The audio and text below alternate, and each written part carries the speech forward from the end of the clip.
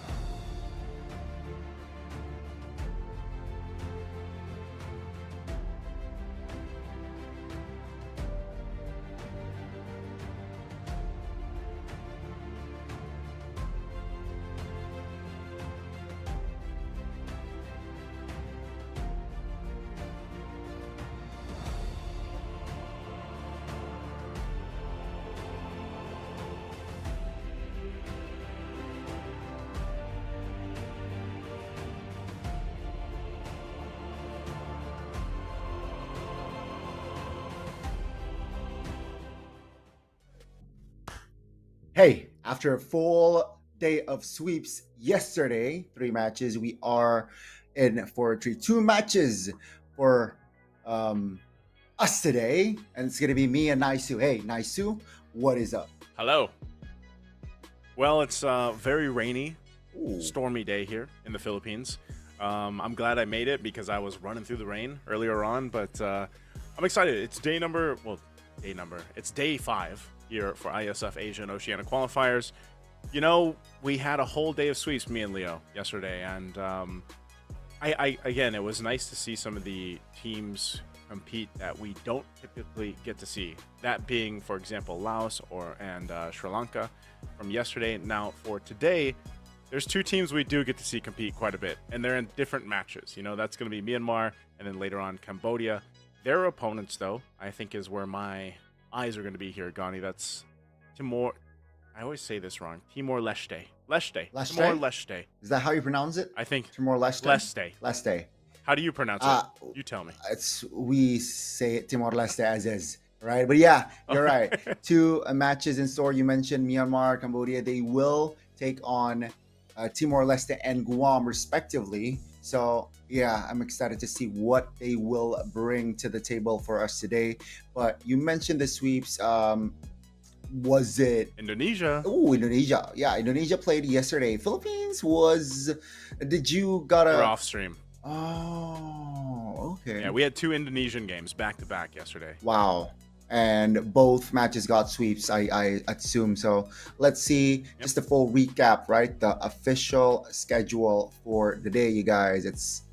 You mentioned it already. Myanmar taking on Timor-Leste, Cambodia versus Guam, but it will still be a best of 3. So just prepare. But let's see the groups first, because yeah, we got Southeast Asia A and B, we got West Asia A and B, and difference is consisting 5 for Southeast Asia, consisting 3 for West Asia.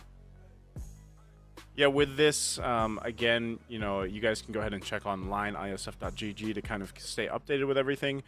Right now, giving this, we're going to find out who all fits into the playoffs, at least here for Southeast Asia, especially, I believe, for some of the other groups around Asia, even West Asia, if I remember right, is already slotted in for their semifinals because there is less teams there. But of course, this is the other teams. Still, you got Central Asia, you've got East Asia, and then of course you have South Asia. So again, plenty of teams competing out here for the Asia and Oceania qualifiers, and it's been good. I would say overall, as we've got a glimpse at different games from different groups, it's been nice to see, you know, some of the other teams that we don't typically get to see too often. Because, you know, I love Southeast Asia too, man. But we see them all the time, you know? So we're going to see them a little bit more today because, like we mentioned, our first match of the day is right here. It's going to be Myanmar versus Timor-Leste. And then later on, last match. There's only 2 matches today. So this is the first time I feel like we've only had 2 matches. We've got Cambodia versus Guam. Mm-hmm. And it looks like we got some information here too, Gani, for off-stream matches. Yeah, I mean, we got a couple of info indeed that we have off-stream matches. You're right. Thailand versus Brunei Darussalam, and we will have Vietnam taking on Laos as well. So better check that out. Just see the results. Again, just check their website to see the full overview on what is going on. But yeah, we will, though, focus on towards Myanmar and Timor-Leste in a bit.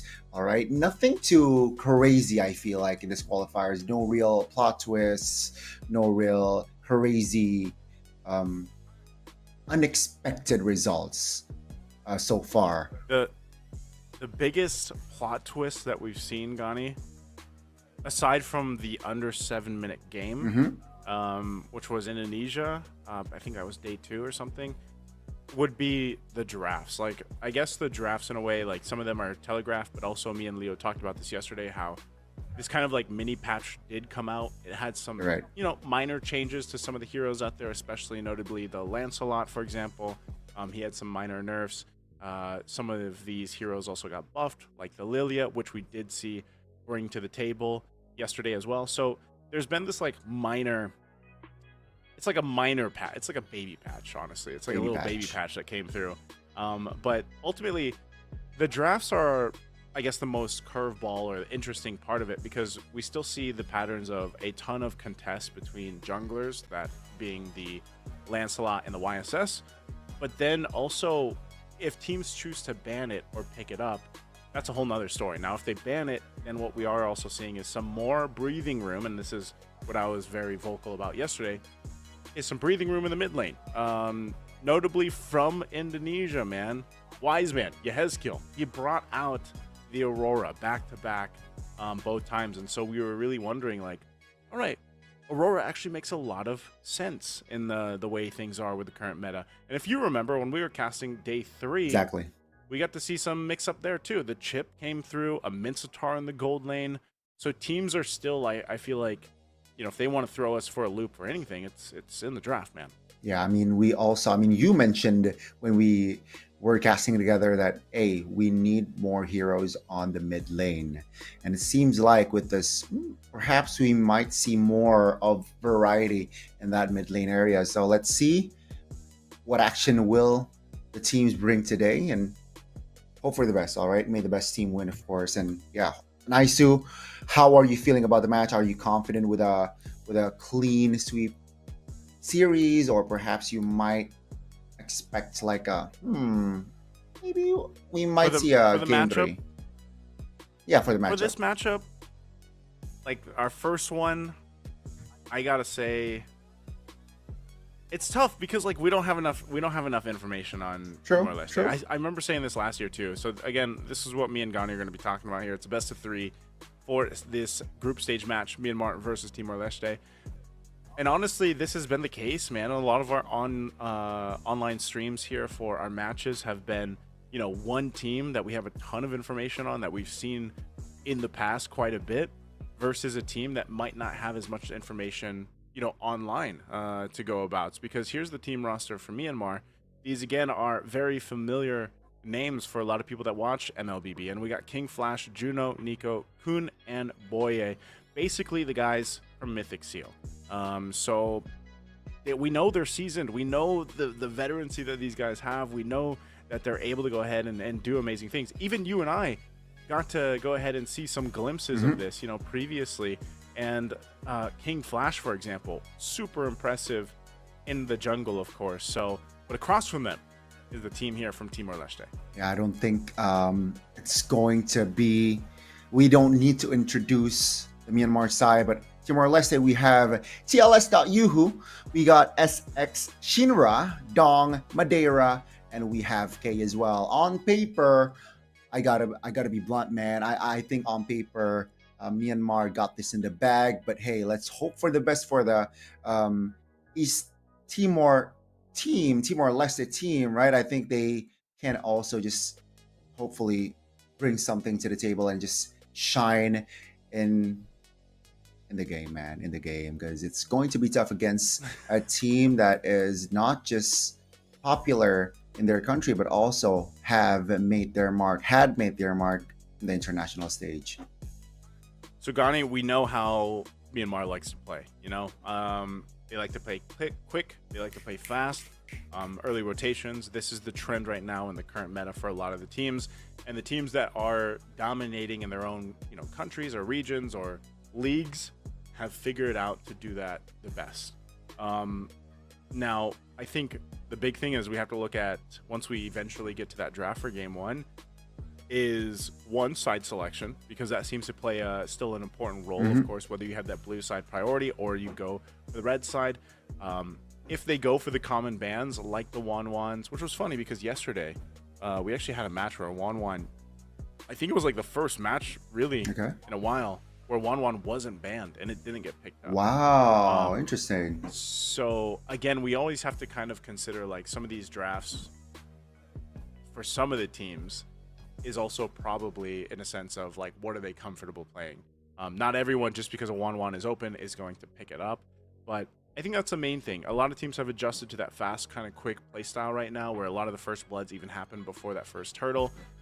But team fighting is the answer. If you want to go ahead and win in the current meta, You got to be able to go and just duke it out, brawl it out, rotate with a team. If not, protect your gold laner, because even yesterday, I feel like that's where we saw. If I was to say one thing, like, and maybe this is for Timor-Leste specifically, as they go into the match, it's to make sure that their gold laner doesn't get bullied in the lane. What I mean by this is, typically you see a lot of Moscovs being picked up. You see a lot of gold laners that can hold their own. That's why sometimes the fighter works too. But let's say the Moskov, you can stay in your lane and do your thing. Harith as well, relatively fine in the early game. But if you get ganked like once or twice even, you're already behind.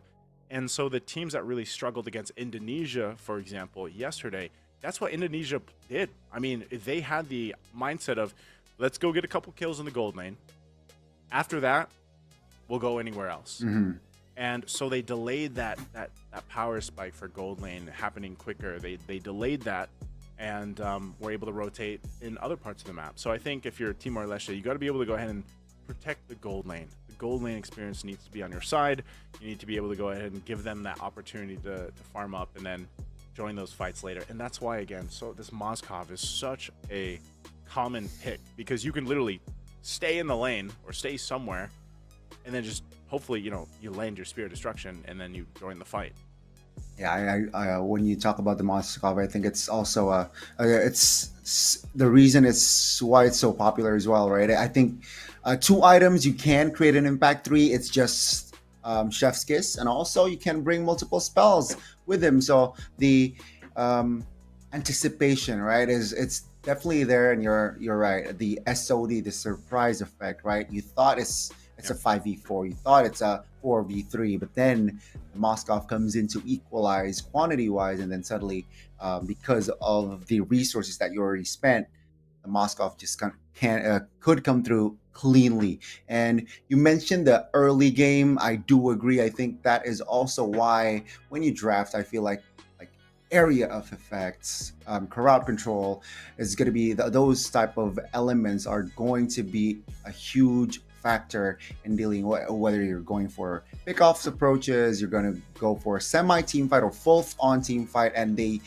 players, they need to commit to that draft, right? We've seen a lot of times where they drafted themselves to a team fight composition, more area effects, more crowd control, but then they hesitate when there's a big fight potentially. So I want to see them committing to the drafts. Just follow. You're strong on team fights, so just look for more team fights, man. Hopefully Timor-Leste can come through with the drafts, and also Myanmar can also execute their drafts properly as well. Oh, we know Myanmar is going to be able to, man. I mean, we've been watching them for a while now. Whether it's these guys from Mythic Seal or not, we just know the Myanmar teams really know how to play. They really like to kind of hone into that play style of theirs that is rather aggressive. Now, there was a point in time, I feel like, when we were more so utility focused, that Myanmar, even in that sense, they still wanted to go ahead and force these team fights and everything else.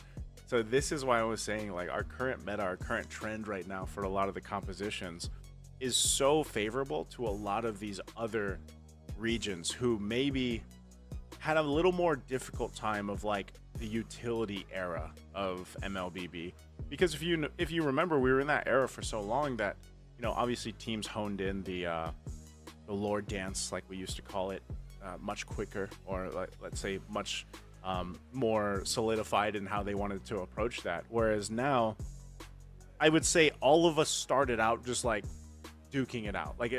Imagine the first time you started playing Legends, back in, I don't know if it was 2017 like me, but when it first came out, you just wanted to fight, and I think that stays with all of us. So a lot of these teams, like I said, just go for that kind of aggressive style, and Myanmar does that really well. So I think it's up to more so of can Timor-Leste do that as well? Can they match it?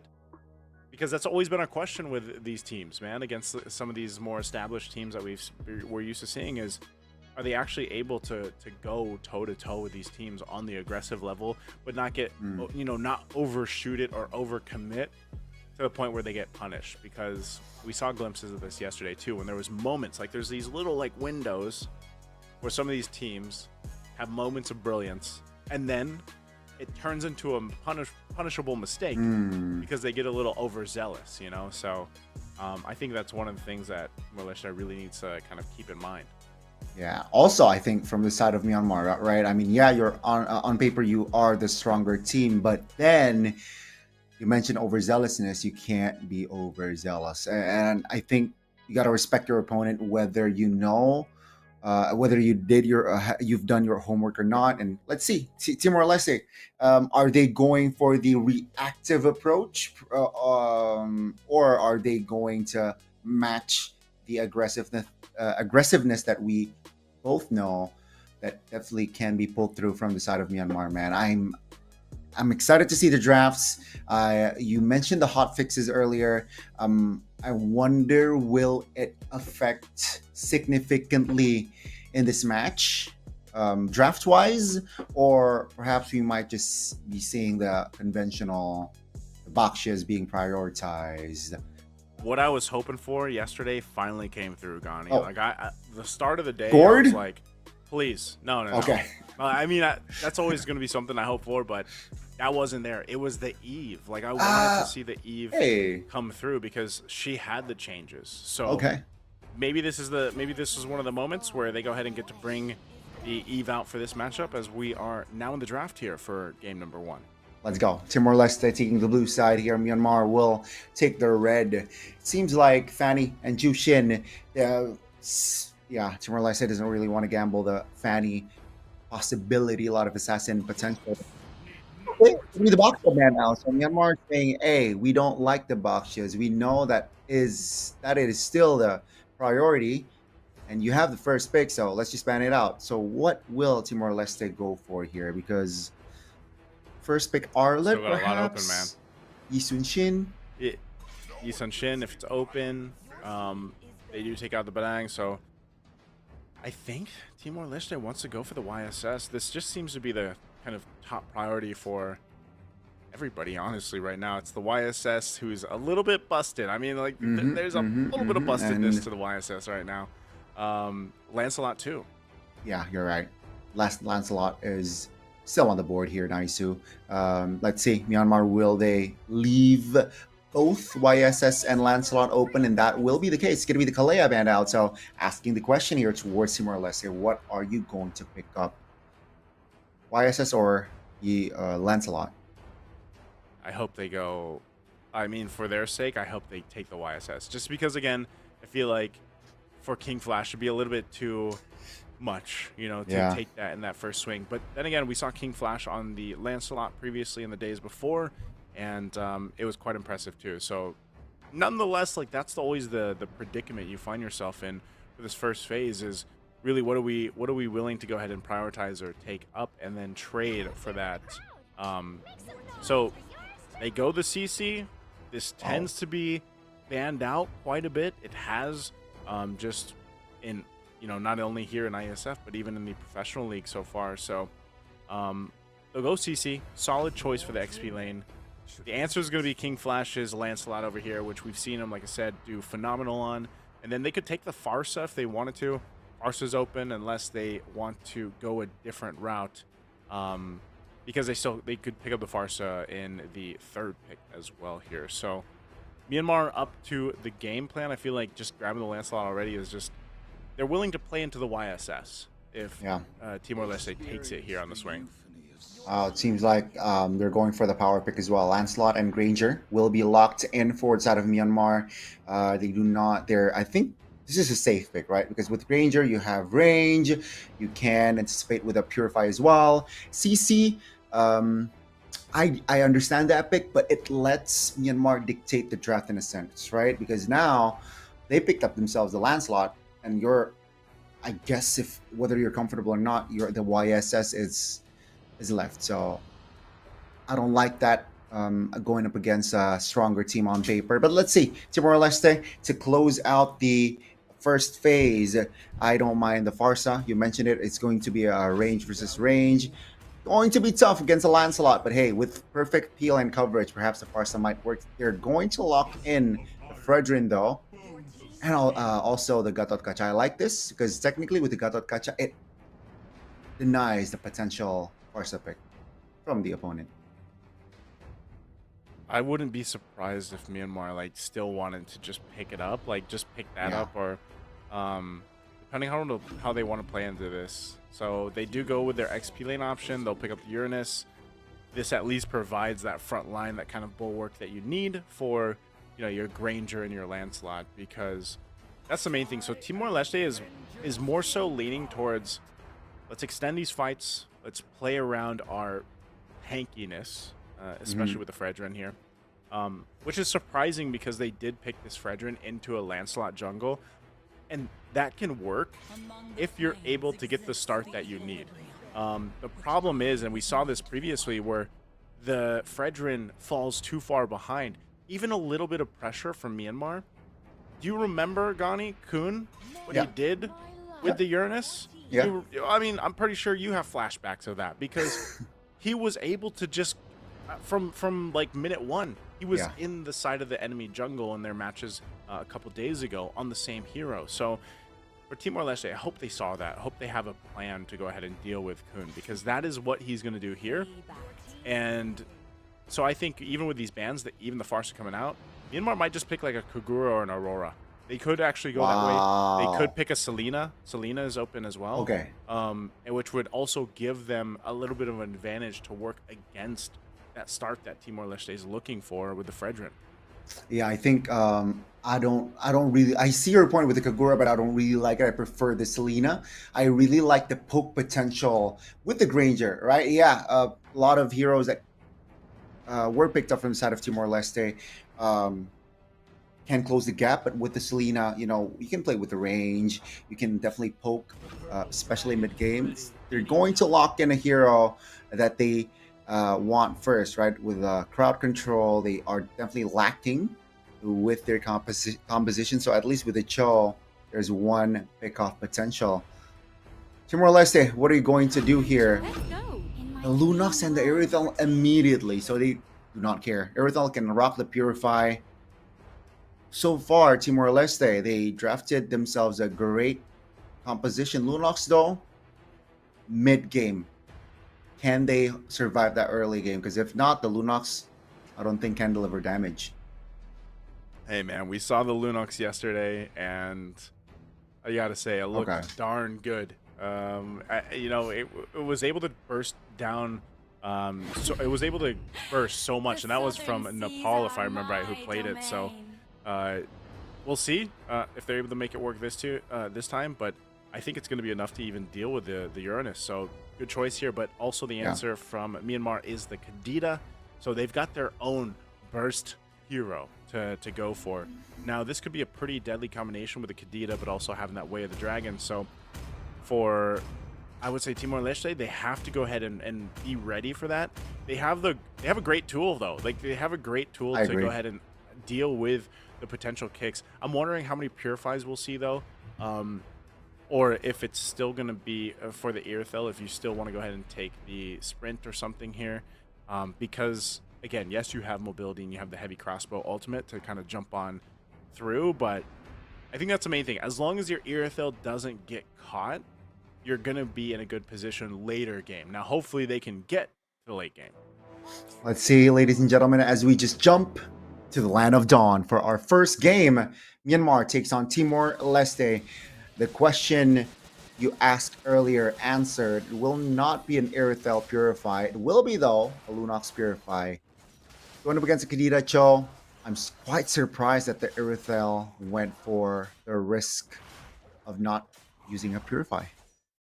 Well, in that sense, it's more so of like, I'll just play around with mobility and my speed. And, you know, that can work too. Again, this is an Irithel. Whoa, whoa. Early damage? Let's get with your Revitalize. Popped, boy. Pops the flicker. This might be Timor-Leste just winning the Letho out. Do they have enough health bars? King Flash, great jukes. Not enough to secure the Lethal Wanderer, though. Okay, well, almost first blood there. Taking a look at the emblems. Nothing too crazy. You've got, I want to see what, okay, so you do have this common emblem plus that tenacity for Kun. He's got the Brave Smite too to roll with, so he's going to go ahead and just use that also for dealing with Sari Tail here, this CC. It'll help him in the lane a little bit to go ahead and, you know, pump out some of the damage too, because mostly he just wants to go ahead and build up the itemization early on to tank up a lot of that damage. But, all right, so we're going to have to take a little bit of a pause here while they get things situated. Now, this early rotation, it's a good thing neither team had that first blood. So they're set up for a normal rotation, 30 seconds from that turtle. Then we see who has those level 4s. This is always a thing, because sometimes, you know, they do a pretty good job at making sure that the level 4s are available, especially for the roams, which is, I think, is going to be a big point here for both teams, actually. But now that you have the Cho, I was about to say Mythic Seal, but now that you have the for Myanmar, you know, now that you have Myanmar with the Cho, you want to play around that way the Dragon or the Rough Waves. Those are your two main components to make it work for early game setups.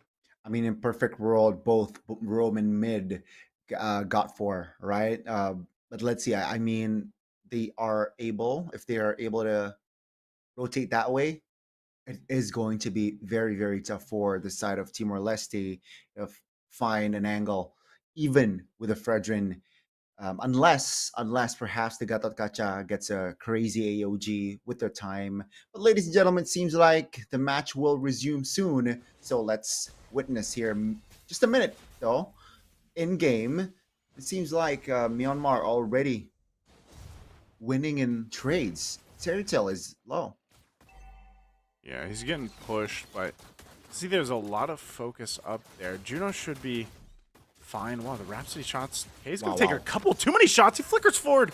Oh, Juno. Finds first blood, but it seems like Madeira is able to avenge his team. But what a calculation there from the side of Juno with the flicker. So aggressive. Kun in the mid lane. Tyranno level 4. Oh, flickers out of that as Lunok hits level 4. Now, Oye, not level 4 just yet, but King Flash, enough time to him to get the turtle. It's going to be Myanmar now disengaging. I might be wrong, but Nico looks for an angle there. Sari Tail a little bit too deep. Pops the flicker to safety. Kun, no flicker. That's info. That's a great taunt. Kun will not survive this time. Wow. Good plays. Good plays there from Timor-Leste. Oh! They'll get the Rough Waves out. Good little save there by Nico. And it looks like, again, bottom side. This is what I was talking about, Gani. I was saying, you know, you got to protect your gold laner. You got to allow them to have that best lane, gold lane experience that they can. And right now, K is not having it. Sitting at 0-2. Earlier on with aggressive flicker play from Juno. And then now off of Boye kicking K. Using that Way of the Dragon to go ahead and secure another kill. So tough for the gold lane right now. Timor-Leste might want to go ahead and do something about that to make sure it doesn't slip too far out of their hands. Yeah, it's still close, but definitely Myanmar has an edge economy-wise. Top lane, Tail ganked 2 members. Kun, with the Petrify, Tail is still able to sidestep some of the damage, and he is okay. So that gank did not succeed. Yeah, even using that the Petrify there. So 30 seconds up for this next objective. Juno feeling the heat. Boya is just around the corner, so I think he'll be fine. You can see the rotations happening here too. They'll set things up. But look at the cutting also that's happening here. Kun doing what we expected on that Uranus. Gonna go ahead and cut that wave and then rotate there for that turtle, most likely for this to come up. You still got 10 seconds on the purple buff for Madeira, so I think he's going to want to go ahead and prioritize that. But if he does, they might be a little bit too late for the turtle, because it looks like the positioning is already there, and that's why Yuhu is in position. But you can see Boy is jumping forward. He looks like he did kick Yuhu. Yeah, that's a free kill there, right there. No setup for the side of Timor-Leste for the second turtle, so I don't think they can. Oh, Madeira is in the vicinity though. Will that be a steal? No. King Flash still clutch with the retribution. Kun doesn't want to commit on towards the fight. That's still a win, a trade, or rather, for a winnable trade for the side of Myanmar. Turtle and a kill. Yeah, it gets him a little bit further ahead here. Objective, kill in the hands. Kun at some point too, in terms of itemization, he'll just be mostly unkillable except for maybe Shinra on the Lunox. Again, it depends on how much magic resistance he decides to build. You can see he's leading the damage chart right now, though.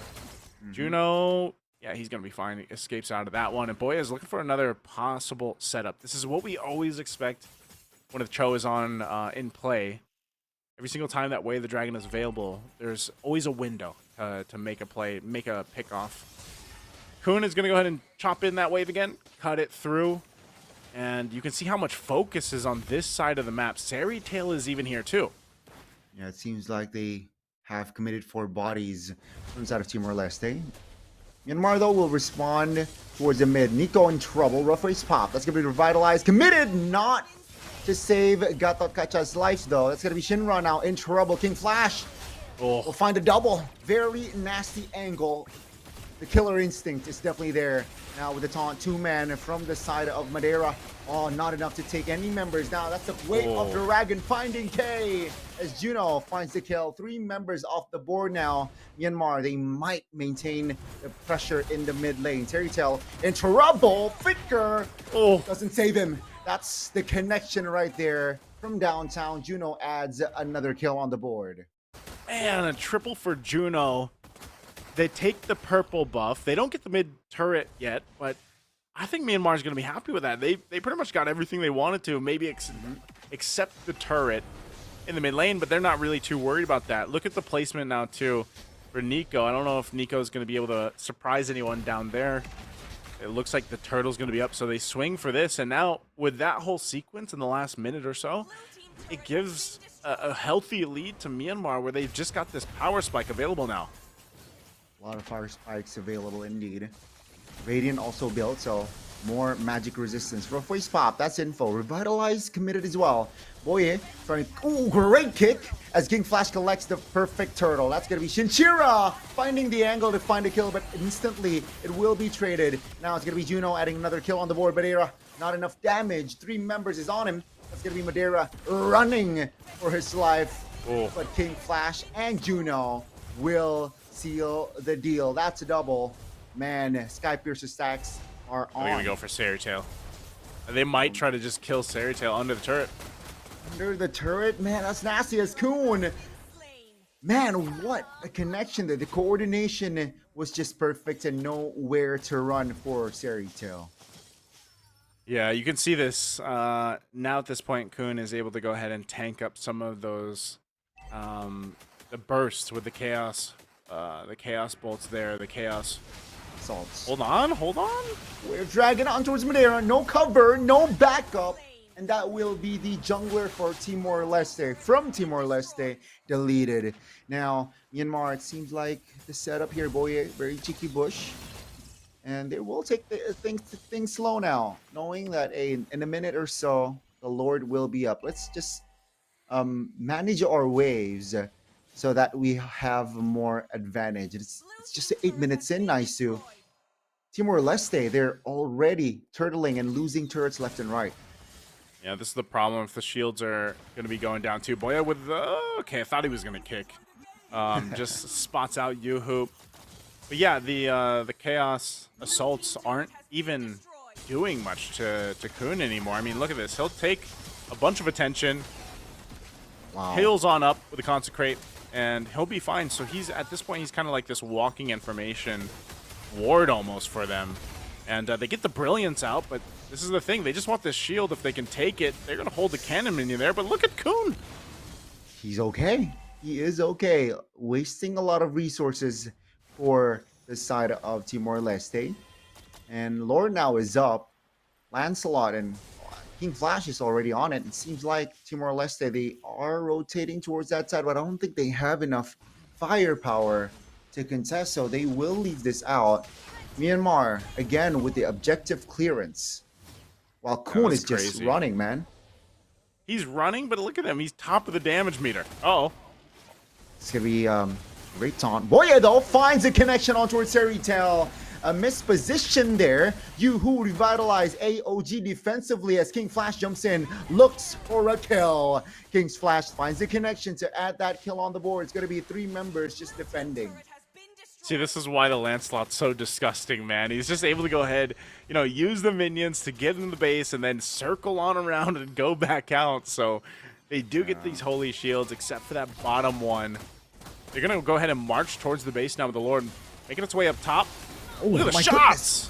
That's just practically one shot Shinshira. That's going to be, again, Myanmar applying pressure. Lord is still marching top lane. That's going to be Timor-Leste. Oh. Airborne, the Petrify connects. Ladies and gentlemen, it will not just be a win. It will be a wipe out. And Myanmar takes the first game. 10-26 victory from Myanmar. More than 10,000 gold ahead here. It was a slow burn, I would say. You know, they slowly cooked up to that point, but eventually they dominated the game for game 1 here in this best of 3. I again, in a way, expected from Myanmar to play this cleanly. I think for Timor-Leste, they were really just trying to see if they could make it work, especially with the Fredrin jungle, you know, but we called it in the draft, Gani. I was like, Kun is getting the Uranus again, and he played the same way. You know, he was either cutting waves or he was just a big distraction and information tool for Myanmar.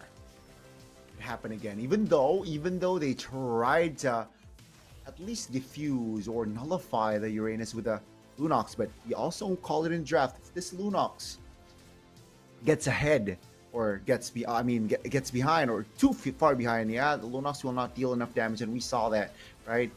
Where Kun is still just a walking rock in front of the base of Timor-Leste. Great connections here from the Cho, from Nico as well.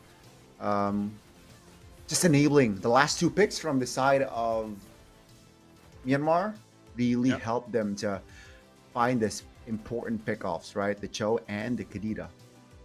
Yeah, it was really, again, only a matter of time, I felt like, till this lineup from Myanmar got to this boiling point that we see here towards this last sequence. I mean, even Juno had multiple stacks on the Sky Piercer. The Kadita from Nico worked so well too, you know, able to go ahead and find the setups with the Petrify and then just the rough waves.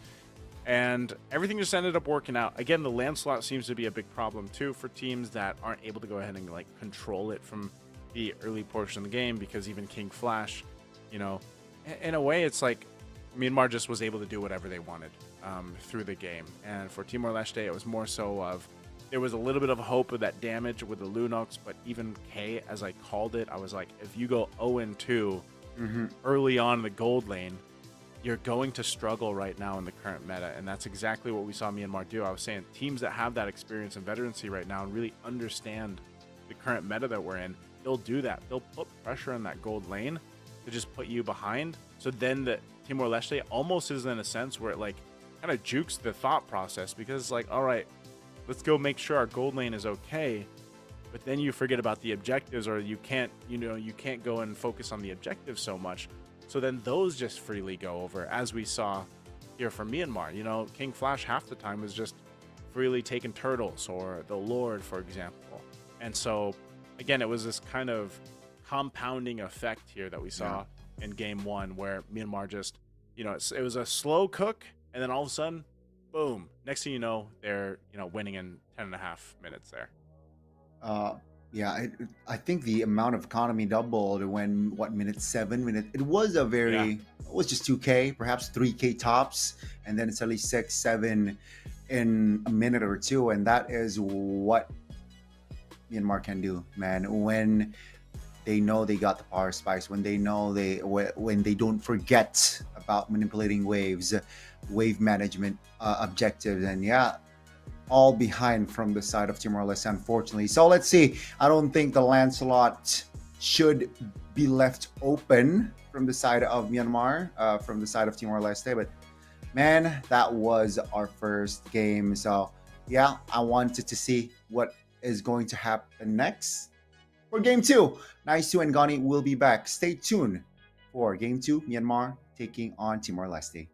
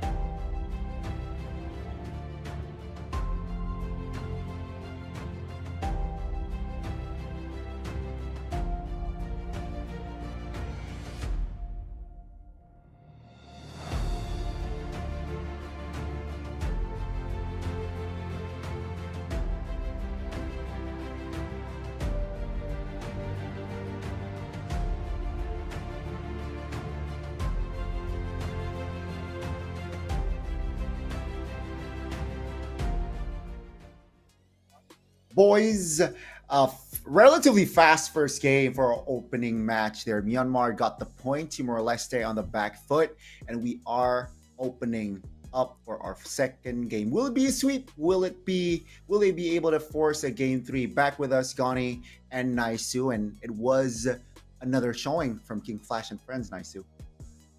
It was, man, and like you mentioned, it was a quick one. It was 10.5 minutes. We kind of expected that from Myanmar. A lot of the times when we've had these games shown on stream, we've had some of these powerhouse teams. I would consider Myanmar one of those powerhouse teams that a lot of people look forward to seeing compete on an international level. And they played the game how we really predicted it to be. I mean, that was one of the main things, especially when they were in the draft and they got the Lancelot. They were on the red side. I'm not sure if there's going to be a changing of sides for the next draft here, but the main thing is, again, how do you slow down any team that likes to play aggressively and choose these battles early on? There was a moment, man, in the early game where Timor-Leste, they were so close to getting a first blood. If you remember, even Myanmar, they had to burn some of the battle spells in that first interaction. And I just wonder if that was the case where they had gotten a first blood for Timor-Leste, maybe it would have been better, because again, your Fredrin is going to be a little bit slower to build up. You have to play around that setup potential with a Cho and a Kadita. Those were two really solid last picks, by the way, from Myanmar, because it gave the basically all the solution they needed to make it work, in the sense of we don't have to worry too much about a front line because it's a Uranus. So I think if I had to throw something out there that Timor-Leste should do, they should take the Uranus away from Kun. They have that front line to go ahead and cut those waves, or just be a nuisance and provide information.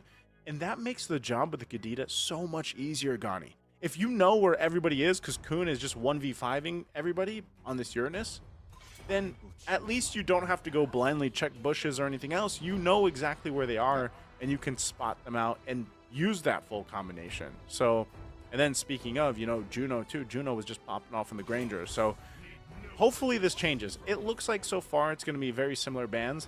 Timor-Leste might think of something different. They prioritized the CC previously, and I don't think, again, if you take the CC, you're almost faced with the problem of seeing that Uranus again. And that was that's where things really started. Because even if it wasn't the Lancelot for King Flash, the YSS was still available. You could still go with Hayabusa if you wanted to, and that's kind of what I expect from King Flash here. So, so far, I think that's the biggest thing that Timor-Leste has to kind of recalibrate for Game 2.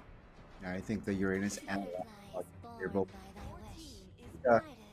again. So far, very similar drafts banning wise from the side from Game 1. Myanmar here, what do they go for? It's gonna be I believe it's going to be the Kalia again. Right now, again, just asking a question: what will you do with this Uranus? What will you do with the Lancelot? Will you take it away for that first pick, or will you let Myanmar take the Lancelot? Take the Lancelot, man. Just take the Lancelot. Don't give it to either that or the Uranus. Okay, they took the Lancelot. Okay, so this could just be YSS, anything really, because you could also pick up the Uranus right now if you wanted to. YSS for your jungler since it's still open, but also even if you want to go with the Farsa, for example, or the Selena, some really good options here just in general, or Granger again. Just pick up your Granger for your gold lane pick if you want to go ahead and give that to Juno. So they'll pick up the XP, they'll take the Phovius for now. They know that they can wait for the YSS on the third pick if they really want to. So we'll see. Oh, all right. They'll take it up now. So YSS Phovius. Wow, it seems like they will take no time. I thought they are going to be patient on that YSS pick, pick another hero, but it seems like they do not want to show their cards yet. They're waiting on the heroes that will be picked up here from the side of Timor-Leste and then respond. Now, Timor-Leste, what will it be? Was it going to be another CC? Because technically no Uranus available here with the Phovius picked up. CC and perhaps Gatot Kacha, I don't know. I think Gatot Kacha can still work, but it seems like they will go for that high loss route, right? Because it's tanky, can win you games level 2, strong, doesn't really need to have level 4. If you have level 4, good for that first real fight, but with the Eve, it I'm happy. it will have a lot of slow, man. With the high loss, with the Eve, the team fight control, it's not going to be a crowd control thing, but it's going to be the slow effects. It can haunt Myanmar. I'm glad they at least took the Eve. You would get to see it in action again. Eve went through a little bit of a buff for those that aren't aware. So Eve was buffed up a little bit here. Also, the Hylos being there, I think it could work. It could give them a good grounds to cover, especially with the Glorious Pathway, but it was a good answer from Myanmar. You know, the Farsa was open. They'll take it. They get that burst damage. It also works really well with what we've seen. Why the Farsas work so well is because even just a feathered airstrike or 2 is enough to go ahead and soften up the lineup opposing that. And that's where, again, the YSS is he's a little cracked right now, man, because even with the Mountain Shocker, you get that little stun, but then good damage too. And it seems to be a problem for a lot of people because you're not safe under your turrets, and that's one of the big things here. Now, with a YSS and a Phoveus, even Phoveus can jump into turrets himself because he can tank up quite a bit. You know, the pressure here for Timor-Leste is actually, once again, it's the same story, man. They got to also be careful with the gold lane. K needs to be activated for this game. And these 3 picks from Myanmar already put enough pressure to wherever they decide to go on the map. And especially around objectives here. So something to keep note of for Timor-Leste is really hoping that their gold lane is going to be okay. Now, again, you can maybe play into the real manipulation a bit from that, but again, we'll have to see how they do that. A lot of these gold laner bans are coming through, though. Harith, Claude, 1-1, Granger is gone. Is Timor-Leste going to go and ban one more gold lane? That'll make a very interesting gold lane pick for both the teams. You could still go Bruno. Bruno could work for Timor-Leste. You could also go for... who else have we seen recently? Irithel is still on the board. Moskov is still on the board as well. Moskov, yeah. I think can be picked up here from side of Myanmar just to have that far lane control. But yeah, you mentioned the pressure, right? With the Farsa also, it just provides a lot of burst power, which can be threatening towards the side of Timor-Leste. Let's see your first pick on that second phase. I don't mind a hero that can crowd control, and there you go. It's going to be the Badang picked up from the side of Myanmar. We saw what Juno, or Boye rather, on that roam could do with the Cho. Now, imagine that, but with a slight of area effect with that fist rack.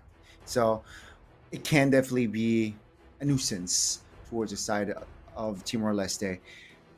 What will they go for here for that gold lane? Seems like Myanmar, they're pretty confident here, waiting to pick up their own gold laner. Yeah, there it is. Oh man, we saw this yesterday. Wow, Natan. Yeah, and it wasn't that good. Ouch. Lapu Lapu's great. I will say Lapu Lapu is still my favorite XP laner right now currently. Pumps out enough damage, tanks up enough damage, and could work really well with the lineup that they have. The Nathan is just not, like, for me, I don't know. I'm not really feeling the Nathan here.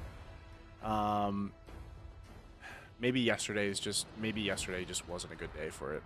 Now, K could make this work, I feel like.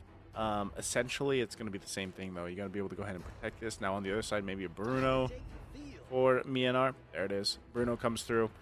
Seems to be the obvious answer because it's still the same concept of let me just click and do damage. You know, like that's what Bruno does best. He only needs like a couple items, where even a Nathan, to get that full like Nathan combo that people are used to seeing, he needs time. He needs time to definitely get to that point where he's online.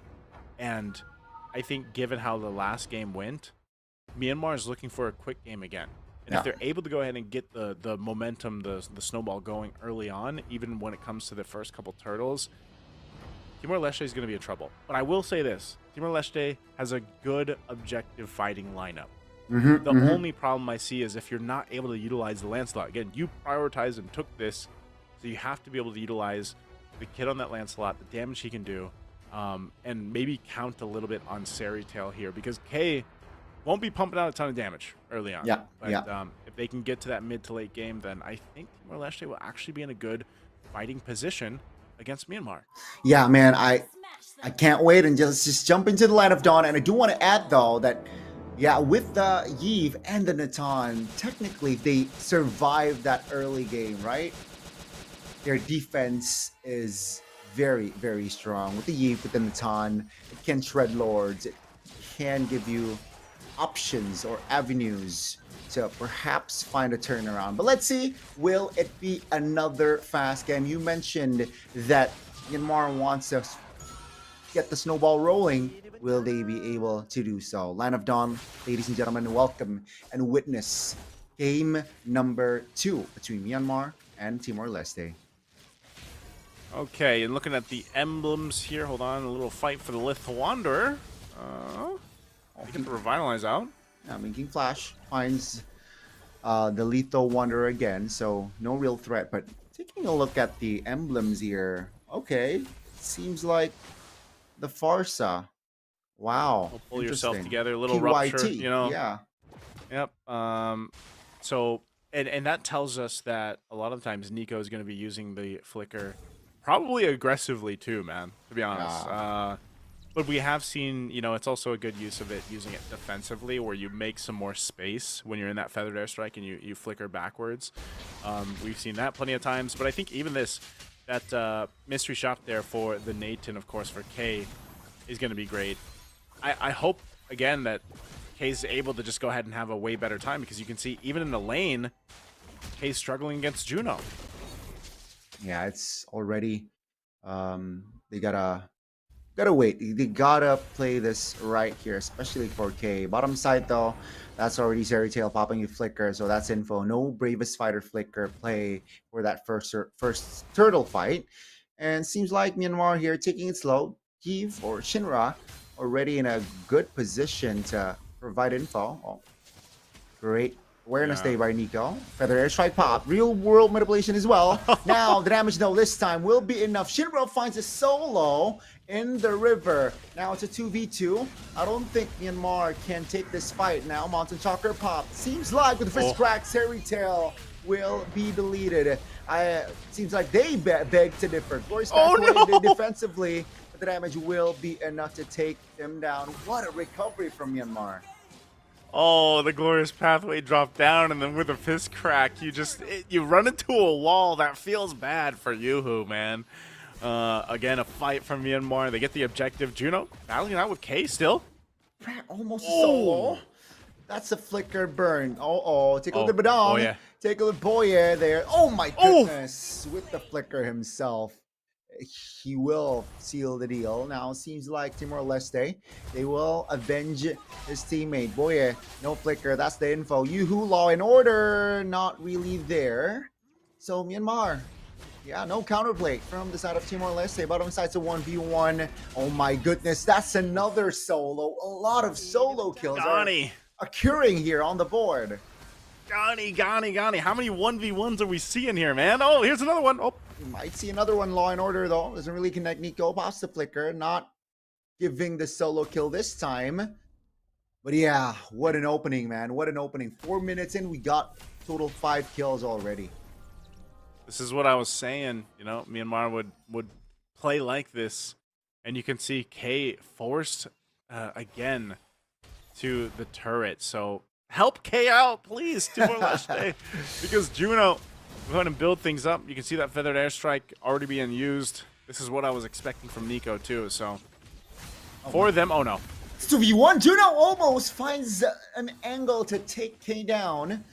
Luckily, Yoo-Hoo was there to give out HP a little with the Revitalize. K in an awkward positioning there. K will deal damage. Oh, the stun, the outplay, but Boye was there to provide the cover.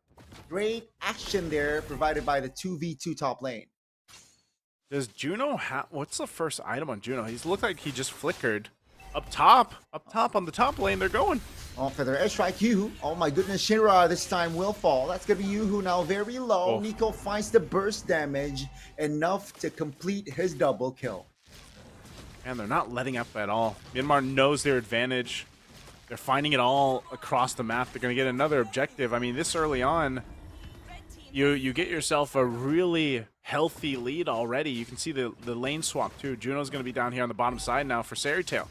Gotta be careful. That's enough to force Sarytail his own flicker. Oh, no, K. Yeah, that's going to be K. Oh, what? Off-camera kill with Kuhn arriving there. And that's going to be a turret almost taken down. Can we say it's Into down? the arms of Kuhn, man. Yeah, Kuhn, the switcheroo between the EXP goal laners, perfectly timed. 5 minutes in. Yeah, 5 minutes in. They knew to make the play up top. They're going to get that tier 1 down, too. So this is where Myanmar continues to shift it into a higher gear. So with the first turret going down, they open up the map, make it 2. There's a Feather Airstrike. Oh no, even with Revitalized, Yuhu wasn't able to survive that pressure, that burst damage. And 5v4 now. Do they want the mid? Seems like so. No spells available, I feel like, except apart from K.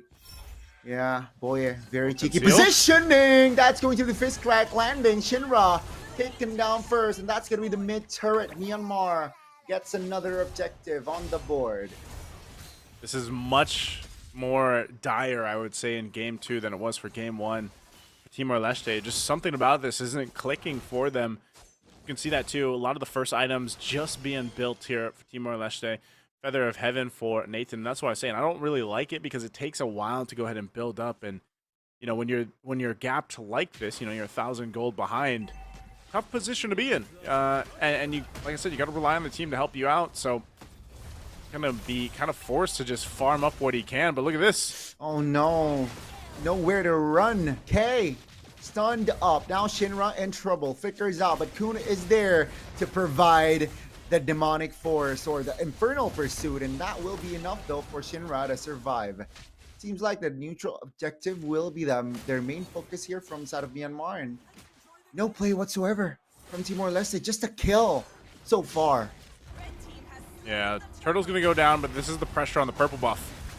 I don't think they can do this, man. Glorious Pathway will not be able to save Yuhu. Another kill on the board, man. Myanmar is so deadly. Shinra stun, no, great juke so far. Not enough to burst him down just yet. Timor-Leste, man. Definitely here. We might see a faster game. Potentially. I mean, they still have to work through the holy shields, but oh no. Yeah. It's just another kill, man. Madeira caught there.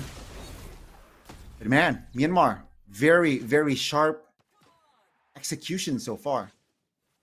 It's very clean. At this point, I mean, they're so far behind this early on, Gani. I'm not sure what Timor-Leste can really do in this one because of the lineup. And I usually look for those moments where it's like, all right, there's this that they can do. They can hold on. But, I mean, this is a Nathan and a struggling Lancelot. Shinra, too, can only do so much with a real manipulation. I mean, look at the burst damage that comes through with a single feathered airstrike even. That's the thing, man. And Nico, his positioning, his timing, splendid so far. Base turret bottom side, the passive will be triggered, the Holy Shield. And seems like Myanmar, they will tone things down. They know that 40 seconds, the lure is up. And all they got to do is just keep it tight, man. Timor-Leste, all they can do is just hope for blunders. Not just one, but multiple from out of Myanmar. So they did the work. They got one of the shields down. They're 20 seconds away from that Lord coming up here. And they'll try to push in the top wave, I guess, because they know that they're confident enough to go ahead and take down the shield at least. Because if they do take down all these shields, again, it looks like it's only this top one left, that first Lord push is a game-winning push for them. So they will clear this out. Desperately needs more gold. Be falling behind here on Juno's itemization, so this is going to be easily secured though for Myanmar. I don't think Timor-Leste is able to do pushing that here. looks like K's going to do that, but they're going to force a fight. Oh, the angling, the connection there was just perfect. No Shinra. Seems like Madeira is also in the no man's land. 2 members deleted here before the Lord marches in the mid. Yep, they should be up in time by the time this Lord does get there, but Myanmar is going to go ahead and focus in both these lanes. Actually, all 3 lanes will be pushing in. That shield will clear out the minion wave there, but I don't know, man. I'm not even sure if they're able to go ahead and defend this because, again, Feathered Airstrike is just going to drop down. Here it is. Feathered Airstrike will lock Shinra down, will make him reposition. Bottom tier turret will fall. That's going to be Myanmar just taking it slow here. Lord in the base. Can Timor-Leste clear this one out? Terry Tail finds a connection, but no follow-up as the damage will be enough to take Terry Tail down. Top lane will be their main focus now as Myanmar waits for another wave to apply more pressure. And their airstrike is up. K very low. That's going to be you who canceled out. Looking for a kill. That's going to be another kill for Myanmar. And ladies and gentlemen, it was 10:30 for game 1. Seems like it just 10:48. Myanmar takes game 2. Another very quick, decisive victory from Myanmar here as they sweep the series against Timor-Leste. Took them, 10 seconds longer than the previous game, but again, it was, one of those things where it's just like the writing was on the wall for Myanmar because, again, the big gaps here were in the draft this time. It was almost to the sense where, again, we've seen it before, and we've seen teams like turn things around, even 10,000 gold behind, but that's with very specific lineups capable of doing that. And unfortunately for this lineup that Timor-Leste brought to the table, you just don't have those options. I'm sure there's a world where Nathan works and is able to get there, but you can't have that kind of early game that we had here for K. And so it's unfortunate because even Madeira, like you have this Lancelot and you weren't able to do much with it, right? Yeah. Because a lot of times you got caught, and that's why the Badang is so good at stopping flow and rhythm of these lineups. With the fist crack, fist break combo, it worked so well, and it just stops the idea of the Lancelot or even the Hylos. Like we saw that glorious pathway drop down, and then boom, he's running into his own into a wall, from Boya. So it was really difficult here for just across the board. As much as I like to see the Eve, again, a real-world manipulation is not going to save you, even if Eve herself has been buffed recently. Even the Lapu is struggling. You have the War Axe, and that's about it. That's why we saw Tail just get blasted, with this. When we're so used to seeing a Lapu be much more durable and able to soak up so much more damage, that was not the case here. That was not the case, and even though we saw the only kill being a solo from Shinra towards Nico, it seems like Nico was able to create more impacts with the Farsa in this game. 10 minutes, 48, we mentioned it already. And yeah, just another clean game. All roles just did their job description perfectly. Mid, Boya just covering and initiating when needed. Kun,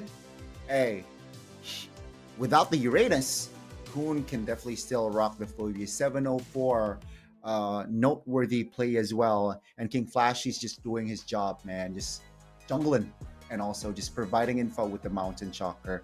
Another clean, solid game from the side of Myanmar. Expected 2-0. Yeah, very expected for us here and for our viewers out there that have been watching Myanmar for a while. We know that they are a team, they are a region, they are a group of players that are capable of basically holding their own against some of the best teams in the world right now currently for Mlbb. So again, GG's to Timor-Leste. Again, when we have teams like this, I always want to go ahead and say, hopefully they were able to go ahead and fighting a team like this, they're able to go ahead and learn from that and, do better in the future. Hey, Naisu, hopefully so, right? Hopefully they can bounce back. Hopefully they keep grinding. But that was just the first series, ladies and gentlemen. We'll end 2-0, and we still have another. So, guys, please stay tuned because next, It's going to be another banger. Another best of 3. Cambodia will be in it. Just stay tuned, ladies and gentlemen. Donnie and Iesf and Iesf will be right back.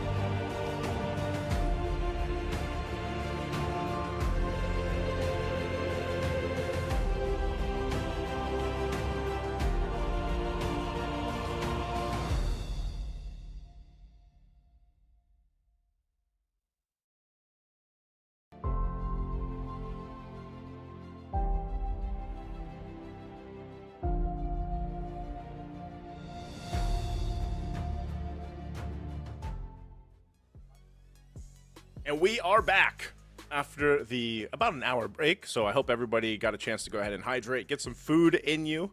I surely did, and I know Gani, he's waiting to do that. But once again, I'm Naisu. This is Gani, and we're here to bring you the last match of today. Yes, it's only 2 matches for day number 5 here, Gani. And ahead of us, well, before we talk about the matchup ahead of us, the last match, if you guys had missed it, was a very dominant series for Myanmar. It was Myanmar versus Timor-Leste. Yes. Gani, what do you think? What do you think of the last matchup? Hey, it was just direct, so clean from the side of Myanmar, of course. They were able to they were able to find the right drafts. They were able to dictate not just from the execution, but from the drafts as well. They were able to translate their draft to their execution. Early game, it was a clean one as well. I have to say, I think they got all 6 turtles, so that speaks something. And for Timor-Leste side, man, unfortunately, there were adjustments, especially coming from game 2 with the Lancelot pickup, but they weren't able to pull off. But now, I'm excited to see what will Cambodia bring to the table, because Myanmar, as expected, will Cambodia, who is stronger on paper, deliver this time? That's what I'm gonna say. You know, it's more or less the same story. It's been that story here for a lot of our online matches for Iesf Asia and Oceania qualifiers. It's been a team that has, you know, been familiar with us and the community out there watching, versus, you know, teams that maybe not so many people know about. Now, Cambodia is one of those teams, for those that aren't familiar, they are the boys from CFU Gaming. We'll introduce their rosters later on, but essentially, we know them. Like, we know how they like to play, just like we mentioned with Myanmar in the last one. Now, for Guam, for a lot of people that have been following ISF, I would say are familiar with, you know, Guam in general and how they have approached ISF. Now, of course, they do a lot of competitions within their own, but you know, we like to see them here on the international stage. This is a team roster, like I was saying, for Cambodia. Very familiar names here for everybody. It's Opie, Detective, Singh, Wadu, and Boxy. And, you know, for a lot of our viewers out there, and even for us, Gani, we saw them just recently in the concluded MSC.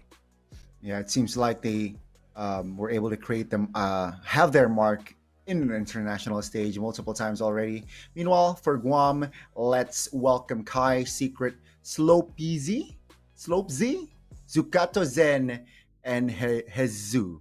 Ladies and gentlemen, this is Guam. And again, let's hope that Kai and friends are able to bring something unique, especially like what would that something be, Gani? From what would that be? What would something unique? I would love to see some unique picks from Guam. You know, just a taste of Guam.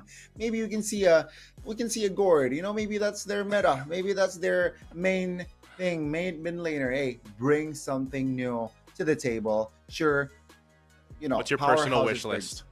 Personal, just more Kufras, man. I think that's plain and simple. Just more Kufras. More Kufras.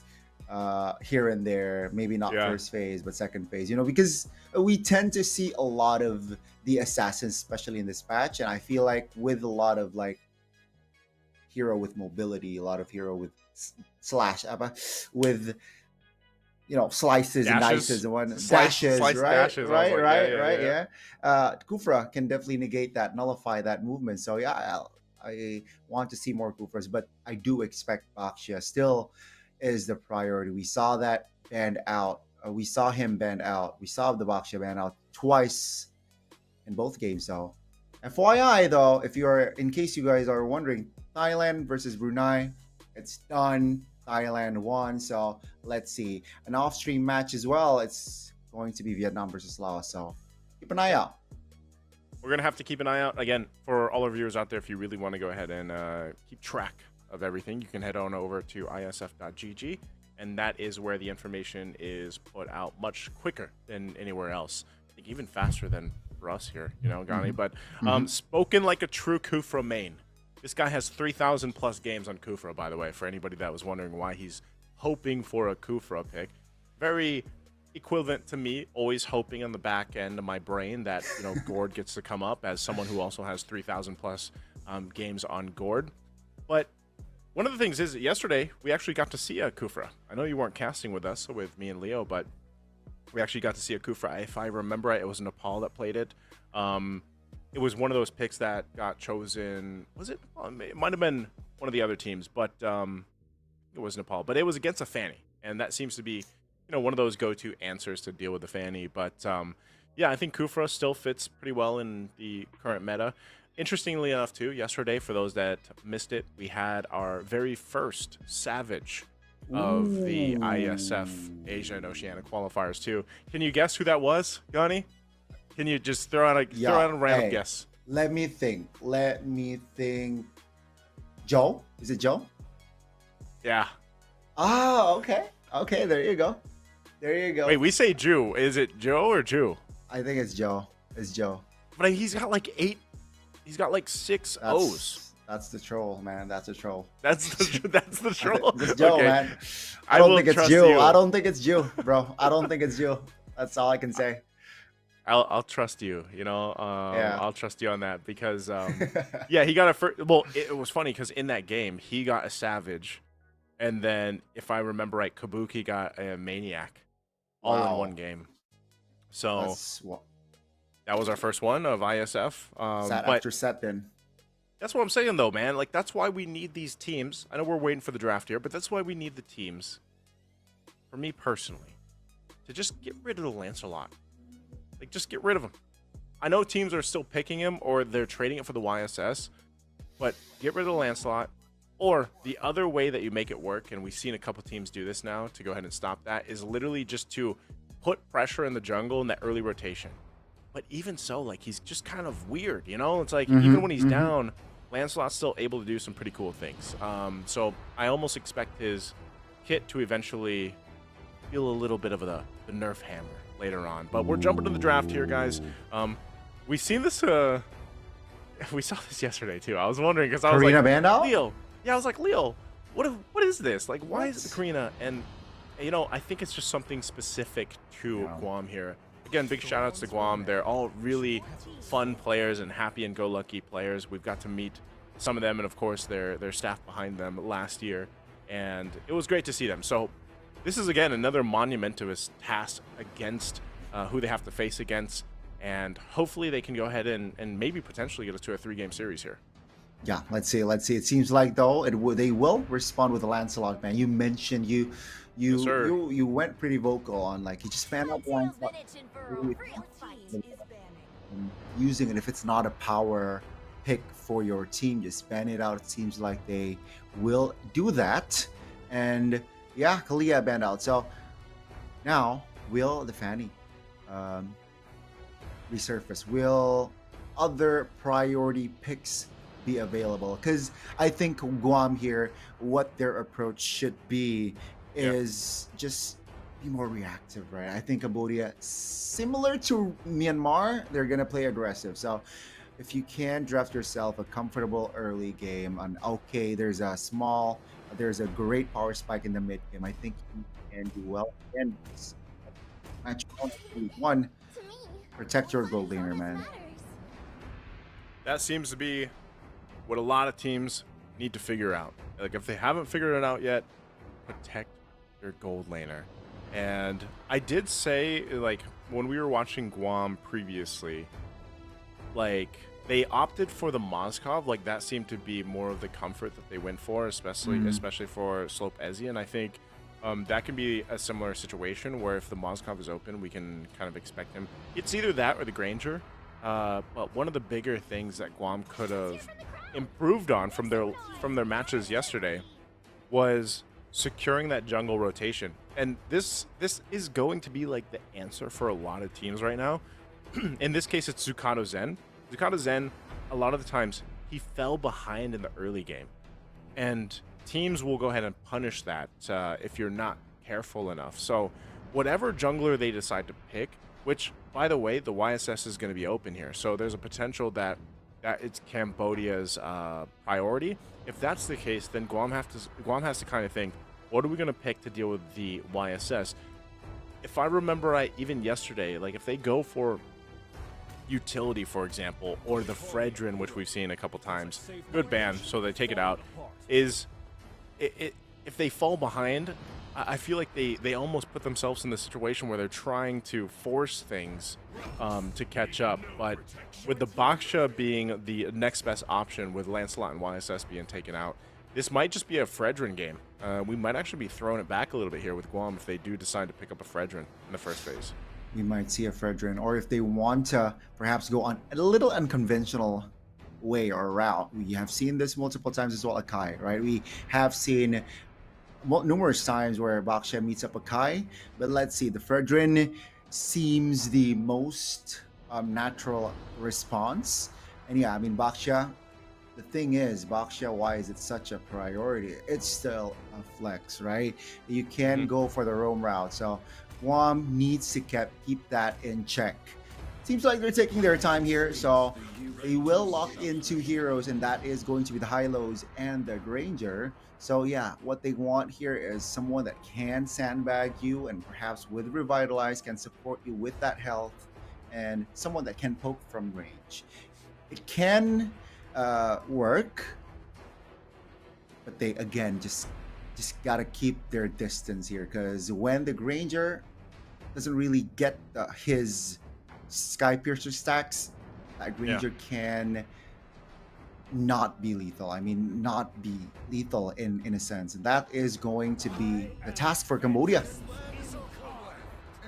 Okay. So I want to see if this is going to be your jungle option in the first phase, if they decide to go ahead and take potentially the Fredrin here. Unless you are, you know, Zucata Zen can play an assassin like Hayabusa or something else. Maybe the Alpha. I know we haven't seen the Alpha, I think, at all here on the online matches, but this is already a great start for Cambodia. You know, they secure themselves a split lane pushing hero in the Moskov. They've got a great fighter in the Lapu Lapu, still my #1 XP laner right now. And then, of course, you have the Baksha. So the rotational speed is going to be amazing. And so if you're Guam, you kind of got to hope that you can stop that from getting too out of hand. So last pick here for this first phase for Guam. There it is. As I expected, it's going to be the Fredrin. It's going to be the classic Fredrin Baksha matchup. In this current patch, I do favor the Baksha slightly because of his natural passive. Mind you, there's that free dominance ice-ish still in his kit that might come in handy. Let's see here, Guam first or second phase ban rather. What will they ban? I don't like the burst mid laner, so I expect them to perhaps limit some. Yeah, the Farsa, they do have that first pick in that second phase, so will they take a risk? Perhaps, yeah. I think they will operate other heroes, right? Because they do have that first pick. So seems like they're gonna opt for that Jushin. Eliminated. They're just gonna eliminate that, and yeah, seems like they want to secure their Farsa their own. Mind you, though, a lot of heroes from the side of Cambodia as of now that can close the gap with the Lapu Flicker, with the Baksha Shield Unity looking from angles. If they do want to commit to that Farsa, that positioning needs to be pristine. That's a good question too, is what will they put in the XP lane? As you see the Arlot taken out here. Uranus is still available if Guam wanted to go ahead and pick that up. I think still, because you have a Fredrin and a Hylos already, you might want something that can go ahead and battle it out a little bit more, you know, against the Lapu Lapu here.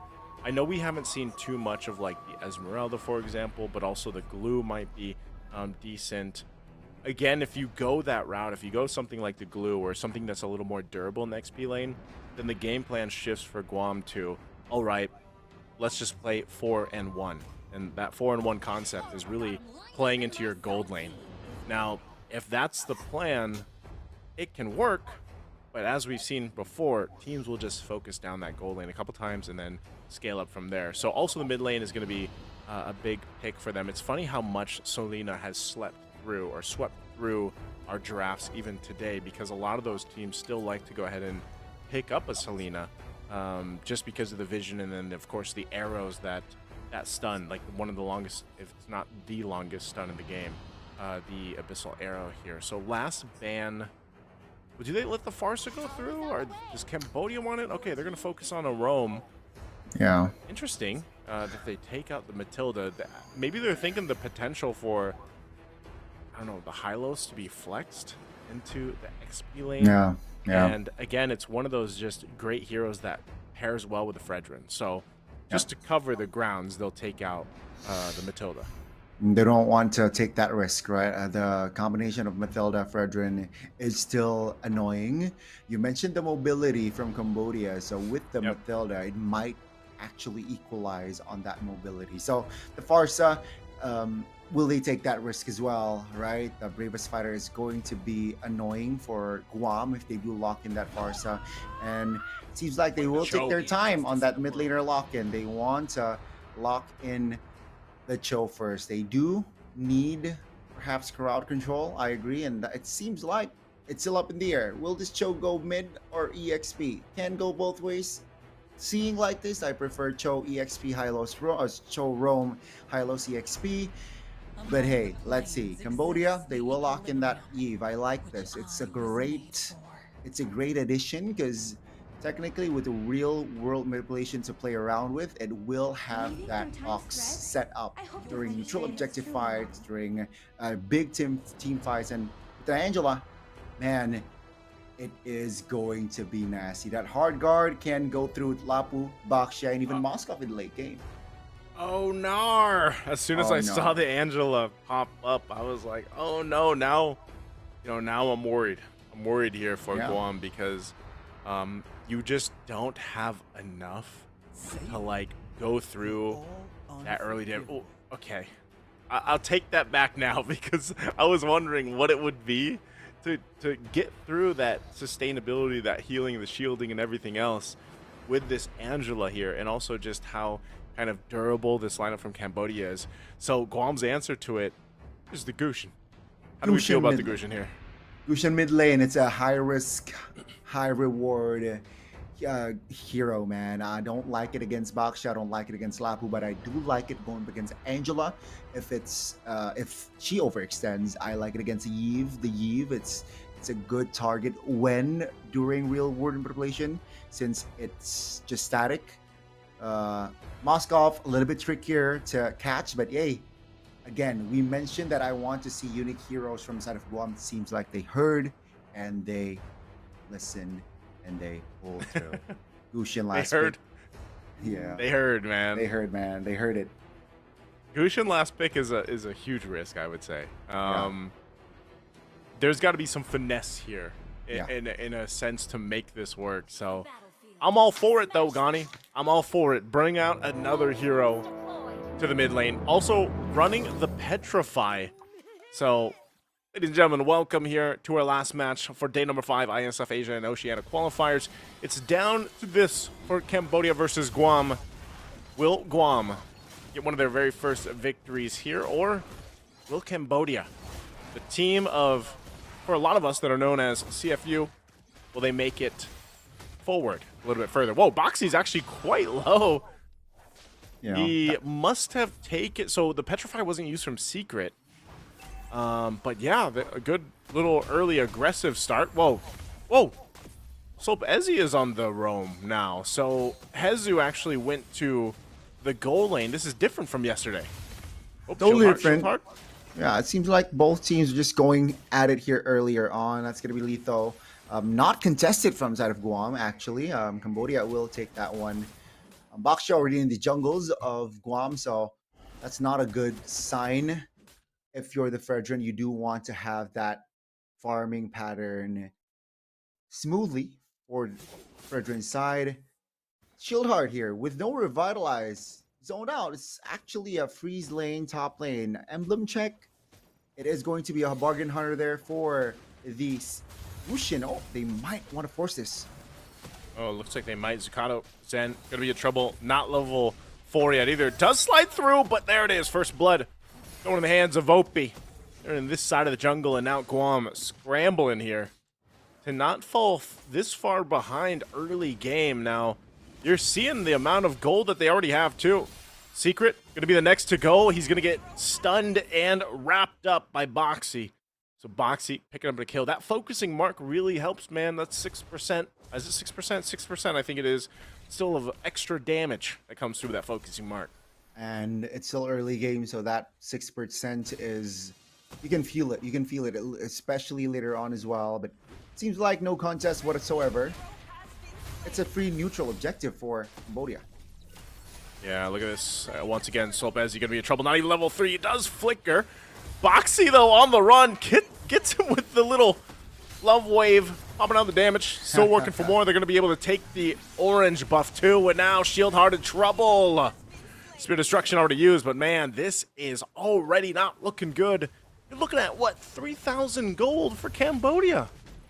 Yeah, it's not looking good indeed. Three minutes in, that's the problem, Naisu. And it's a mountain already for Guam, right? With this sort of composition, with Gushin, with Fredrin, you want to have early snowball, which they do not have. And again, they are already in the jungles, just contesting, man. Oh, no. Zukato Zan under the tier 2. Can't escape. Look at the heart card. They have multiple levels on everybody from Guam. And this has gone from bad to worse. Hezu taking a couple shots, but Detective will take another buff. They already got all this gold, too, on this plating. They're going to crash in. Shield Heart going to get thrown into the wall. Spirit of Misery drops down the pathway, but no good. Another kill in the hands of Cambodia as they continue the onslaught right now, man. Almost the 4-minute mark. This is about 1,000 gold a minute. Yeah, this is definitely not the start you want here for Guam. This is a landslide already. And Cambodia here just managing the wave. Top lane already controlled by side of Lapo. Oh, they want to fight again. It seems like they are able to just get out from that situation there. Yeah, Guam, what can they do? I don't think they can do much here at this point. They gotta wait for the Granger to collect his item. It seems like Detective's just on a roll, man. No. 3 levels ahead. Zukato Zen can't run away, can't get to the turret even. He's going to fall to the Detective, and Slope Hezu going to be next. Little slide on through with the wall, and now Hezu has to flicker out under the tier 2. They're just forced off their tier 1 turret. There's complete control of Cambodia. They're looking for more. They know Hezu doesn't have the flicker. They'll take him out. Glorious Pathway a little bit too late. And right now, there's just no answer to this from Guam. You know, they switched roles from yesterday, and it's not looking good here. In this game number 1, Turtle's going to be going ahead and taken by Detective Slopezi. Not sure if he's going to go for a kick. At this point, Cambodia is just throwing everything because they know they have a massive lead. They'll get the Revitalize out. They'll take another purple buff. They got the Turtle and the Void Crystals dropped in. Now still Detective. Look how tanky he is. The Spirit of Destruction. Are we going to take that? He follows it through. Zing gets the Heart Guard. Slopezi jumps on in. He's going to jump into his death. Unfortunately, even used the flicker there. Guam continuing to lose grounds. Wow, 5 minutes in and the mid turret is already down for the side of Guam. Not looking too healthy there. This is just a one-sided game so far. And you can see just the control from the side of Cambodia, right? Even though it's 11-0, even though it's 11 kills already on the board for 6 minutes in, technically, but they do not forget to control the waves. This is why I love the objectiveness, and I don't think you want to fight here, Guam. Yeah, this is just going to be tough because even your tankier members are just getting shredded down by everyone from Cambodia. They know they've got this kind of lead, and unfortunately, Guam's in a position where they just have to watch and kind of take it at this. Heart Guard going to be used. Zoning out Hezu. Meanwhile, Secret trying to run. Slobezi goes down. The Spirit of Destruction won't land, but still forced off from the tier 2 at the 6-minute mark. Cambodia continues to take everything they want, and Guam can't do much. They might be able to go ahead and hold on into the base, but forced under the turrets in between, it's just nothing's happening for them as Zukato falls again for the 5th time here. Wow. This is so bloody, man. 0 kills still on the board for Guam, man. They are struggling to even just find a kill. And Cambodia, this is their playground, man. Land of Dawn. This is just the land of Cambodia for now. As Detective here is looking for an angle. They might get the top lane turret. 12,000 gold ahead under the 7-minute mark. They'll just jump onto the base turret. The kick is there, but look at that. Once again, Shieldheart will fall. Zing unleashing. They want to end the game even before they have to worry about another objective. The real-world manipulation is going to come down. They're going to clear out this top wave. They've got a minion wave pushing in up top. Does Cambodia end it here? They know they have total control of this, and still multiple members of Guam are down.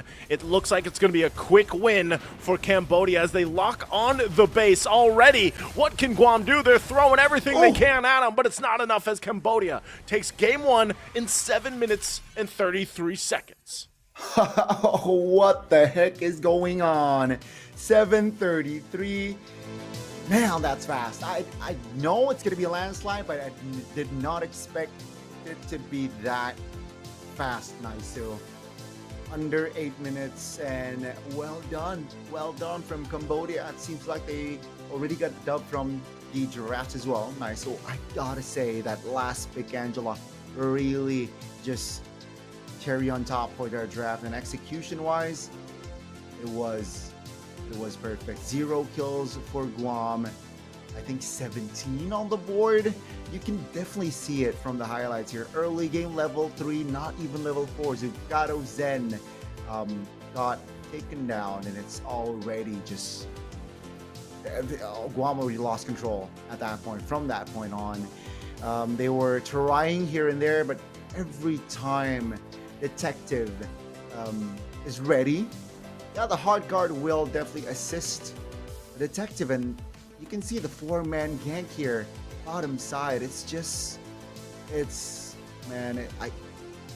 calculation is impeccable in this game as well. That Purify with that outplay almost right for Guam. I thought they got hope, but that Purify just nullifies it. And yeah, Cambodia, I thought they will be satisfied after getting that first turret top side here, but it seems like they saw an opening because Zucado Zen got taken down.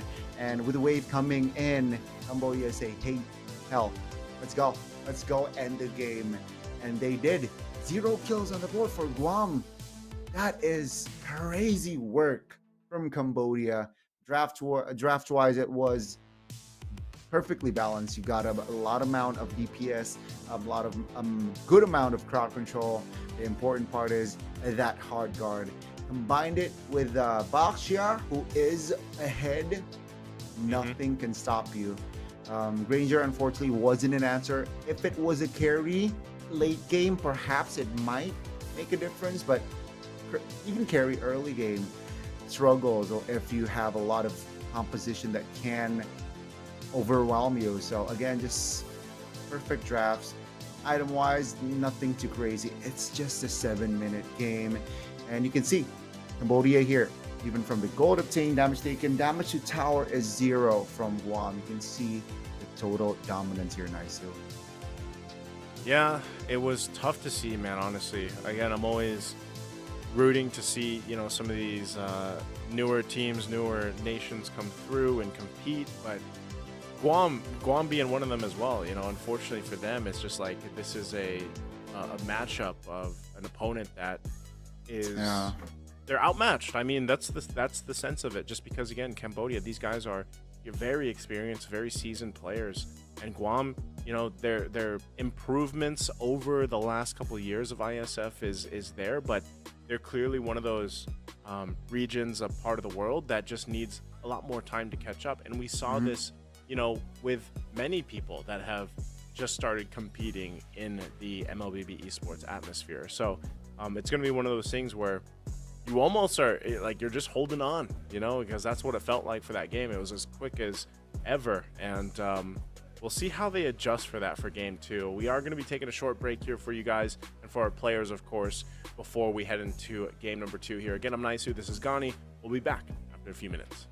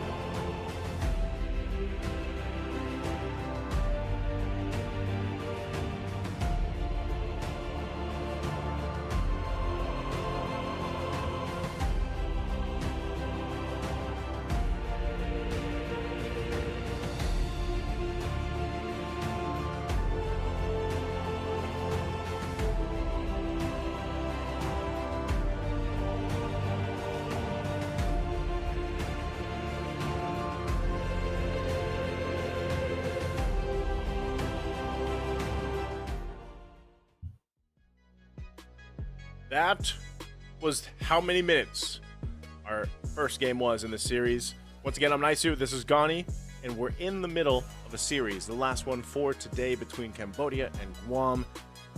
Game 1 was a 7-minute game, 7.5-minute game. It almost beat the record currently that we have here for Iesf Asia and Oceania qualifiers. That was a 7-minute game by Indonesia a few days ago. And Cambodia got near there. Gani, I mean, what went wrong here for Guam? From the start, right? I think, okay, from the drafts, we can argue that they have chances with the Granger, but maybe the Granger was just opened up too soon. I assume so. Perhaps if they want to adjust, if they want adjustments for game 2, I think they do not show their cards a little bit too early later on. But yeah, again, just a great draft from the side of Cambodia, where they were able to trick technically, right? With the Matilda man, now it makes sense because technically Matilda versus Angela head to head, Matilda wins that one, so that's why they forced the Matilda ban, but they also want the Angela from the get-go. So that was a great draft, just executed properly as well. 0 kills for Guam showed dominance, a dominant performance from the side of Cambodia. Level 3 Fredrin, man, already invaded, taken down, and was just a struggle for that Fredrin to keep the momentum, or perhaps get the momentum. And yeah, Guam, a lot of things to adjust. Will they be able to? Let's find out. Yeah, in just a bit, we'll be heading to the draft here, and that's where we have to really see. But again, it was like, if I had to nitpick one thing about the draft, it was mostly just maybe the Gushin. Like, it was like, yeah, they picked a Gushin for the mid lane.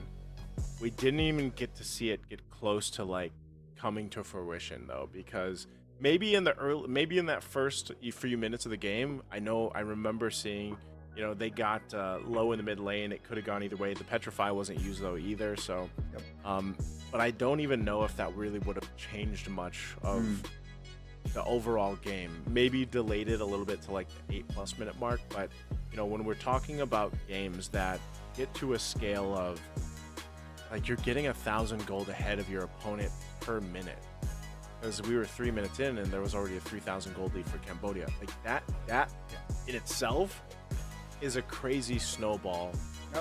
Starting that early on, and so that is a problem. Like anytime you are in that position now, and especially with the lineup, I think the cherry on top of the lineup for Cambodia was the Angela pick, just because it allowed them to go ahead and continue to put pressure in the jungle, not give any of that room to breathe for for anyone from Guam to really like retaliate or try to hold together Zakata Zen's jungle. When you have a Baksha rolling in with an Angela Heartguard, like what are you to do when you're down that much, you know? So this is exactly why they decide to go ahead and ban out the Baksha. Now, I'm not sure if because they took out the Baksha, they'll actually think about banning out an Angela or taking it themselves, but you can see just how strong Detective was with the Baksha combination. Yeah, it seems like they will deny that game to a very direct approach. Let's see, Cambodia. I'm sure they have other tricks under their sleeves here. Yeah, Guam, they understand the issue. Game 1, they identified that the Baksha was their main problem, because again, we saw the Ferojin was unable to, Zukato Zen was unable to farm properly, and seems like they will delete that. Lancelot, Cambodia here seems like also just limiting the junglers options. So very direct approach here from both sides. Guam, though, they have the blue side. I'm surprised they do not leave the Baksha out for themselves. Seems like they're not too comfortable rocking the Baksha. So what are they eyeing for here is my question. Are they eyeing for the YSS? No. Seems like, yeah, that's the answer. Seems like they're not even going for the YSS option. So is it going to be the Arlets, the Phobius? Do they want that? The CC perhaps? It's a good question. This last ban from Cambodia, are they going to take out the CC? Are they going to take out the Farsa potentially? I think almost in a sense like Cambodia is okay just with playing whatever game they want to. There's the CC, so they will take that out. Now, this is the question of what priority is going to be for Guam. A lot still left on the table. I'm not sure if they want to go ahead and opt for just taking like a Moskov early or like securing their gold lane early. I'm really trying to think for Guam, where is that comfort? Where is that confidence? Like, which lane is that? Because if we think about most of these teams, it's like, all right, now for Cambodia, they really like to go ahead and play around a detective, for example, who can get that early start going, especially in the jungle. And then, of course, as the game goes on, it does switch things out a little bit. But the Jushin's open, so they'll go with that. And maybe this is one of the better options, I would say, for Guam to take, because this gives you the utility. This gives you a solid mid rotation to work with. But I think we're going to have to see what they put in the jungle to complement this, because as good as a utility from a Jushin is, if you can't capitalize on it or you can't like find the synergy to work with that, that's where it becomes a problem. Okay. So with the Zushin is, I really like the Zushin going up against the Fredrin, but Cambodia adds it with an Arlot, so that might be a problem here for Guam. Enabler, and it seems like for the side of Guam here, they can go for the conventional responses, like perhaps if they want to go for poke again, Granger is it raining there too, Connie? It is raining. We're raining here too. Oh, you can hear it? Yeah. Oh no. Oh no, I could just hear it on Discord. Just on Discord, because I was like, it's raining here too, man. It's raining here. Okay, there you go, guys. Hey, IDPH. It's good on stream though. It's good on stream. IDPH seems like synergize. Weather synergy. Weather synergy here. But yeah, I mean, let's focus on the drafts as well here. Lapu-Lapu, Hylos, Guam seems like they want to hold the fort low-key with the Lapu and Hylos. Lapu-Lapu can definitely enable your team, but if you're under, if you're behind, it's going to be tougher for that Lapu-Lapu to do the engaging part. Cambodia, what do they balance their first three picks with? I like a hero with range here, so either a mid laner that has range, say the Farsa, or they can pick up their gold laner here. Yeah, good call. I was gonna say Moskov is open. You can also now focus on a couple of options, maybe just the Granger, to really make that decision a little bit tougher for Guam to deal with here. I think that's one of the main things. But also for Cambodia, like this, in this sense, I would like to urge the viewers to really, there's the Granger band like I was expecting, but I would urge everybody to watch to see how this Fredrin is played for Cambodia, because this is what I was hoping and what I was saying for Guam when they did pick it. The Fredrin right now currently, especially with whatever jungler is picked for Guam, let's just say it could be an assassin. The Fredrin right now in the current meta, yes, he can hold his own, but like in a way he almost needs to be taken care of a little bit, because in terms of the lineups we've been seeing, we saw what just happened in the previous game. Fredrin gets behind, then like you can't really contest. You might be able to go get your buffs, but then you're still left there being like, all right, I need my team's help to kind of help me. Yes, I'm a little bit tanky, but if I fall too far behind these faster junglers right now, that seems to be the glaring problem with Fredrin, which I'm all for. I'm just saying that out there because Fredrin was really the guy for like the longest time. He needed this change up to happen here, and you can see Cambodia is going to take out the alpha. There's the Farsa ban. So on this side, Cambodia can pick up their gold lane if they want to, or sorry, their mid lane if they want to, or their roam. Because right now the flex play is the Arlot. We don't know 100% if that's going to go in the XP yet or the roam here. So this will be the telling sign for us. For Guam, it's what's left in the gold lane for them. You know, do they want to go ahead and pick up, for example, like a Bruno? I don't think they'd want a Harith. Maybe there's a Claude somewhere there. But yeah, Cambodia taking a note out of yesterday's Indonesia games from Mr. Wiseman Yehezkiel with the Aurora pick. Now, it guarantees you the Pride of Ice, guarantees you some sort of a survivability, but I personally prefer the Iesf. But hey, Cambodia definitely can rock the Aurora when they want to, and I feel like against this composition, it might work. It can work, right? It can poke. It has crowd control, so you don't really necessarily have to rely on the Arlets or perhaps the Fredrin going in. With the Aurora, you can start your own thing. Let's see. Guam opting for that Hayabusa pick. Gotta be careful going up against Aurora. If that Pride of Ice is not triggered, that Shadow Kill might not be worth it. So they do paired it with a Beatrix, a great way to. It's a good marksman, but I feel like it's too vulnerable going up against a composition that has a lot of crowd control, because Beatrix Purify doesn't really work. Yeah, this is the problem that they're going to face. Either they're going to get frozen under turret, or they're going to get final slash under turret. And you can only do so much as a Beatrix there, so this will be a test to see if Guam can kind of hold it together. And there's the Grok. Okay, so we haven't seen this new Grok too many times yet, but this is almost like, this looks like a very solid lineup from Cambodia. Of course, they cover the grounds in terms of physical and magic damage. The Aurora is enough to do that. But man, Gani, they have a ton of crowd control. That's the thing. That's the problem for Guam. All 5 heroes technically has all 5 heroes element of the crowd control, right? And let's see here, Guam, do they want to 5v5 it, or do they want to pick off? With their composition, doesn't really. It's not really supplementing them to go for pickoffs, but for 5v5s, I think Cambodia has an edge. And keep in mind that the Moskov has control of that far lane, so a lot of layers already. If you see the drafts from the side of Cambodia, but hey, Guam, surprise us, all right? Take us to game 3, force this series to game 3 if that's possible. Anything is possible, Gani. And you know, at this point, anything is possible for them.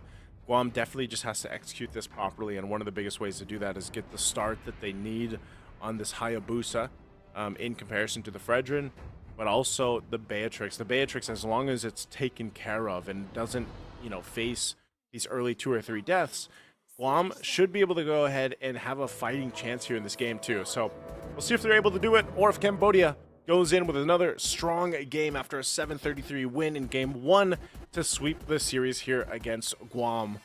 Let's go ahead and jump into the Land of Dawn to find out. Let's go, Land of Dawn. Here we go, and both junglers here. Well, one opted for a purple buff rotation. One opted to go to the orange. So already a different approach, and slow pacey now on the Hayabusa. So they switched. Zucado Zen is on the Lapu. Yeah, so that's what Guam has done. I noticed they did this last year in 2024's Iesf run too for the qualifiers. They did kind of rotate roles if they wanted to. So, you know, that's always something. Again, for a lot of these teams that are maybe just competing for the first time, or it's their second time around, third time, they still go ahead and swap roles if they want to, you know, to see if they have a better shot. And why not? Because really you don't have anything to lose at this point anyway. So, whoa, Kanozen feels the damage, has to flicker on out. So with that information, Cambodia expect them to make a play here, especially after Detective finishes this orange buff. We'll see how they play this through. Let's see. All right, this is an interesting matchup here. Not every day you get to see a Jushin and Aurora matchup, but it seems like Roamers will join the mid. Shieldheart poked, frozen. But yeah, this is the power of Aurora, man. You can just spam abilities. There's damage early game. There's crowd control. Top lane here being the main focus and pressure by Cambodia. Yeah, like I was saying, top lane is susceptible.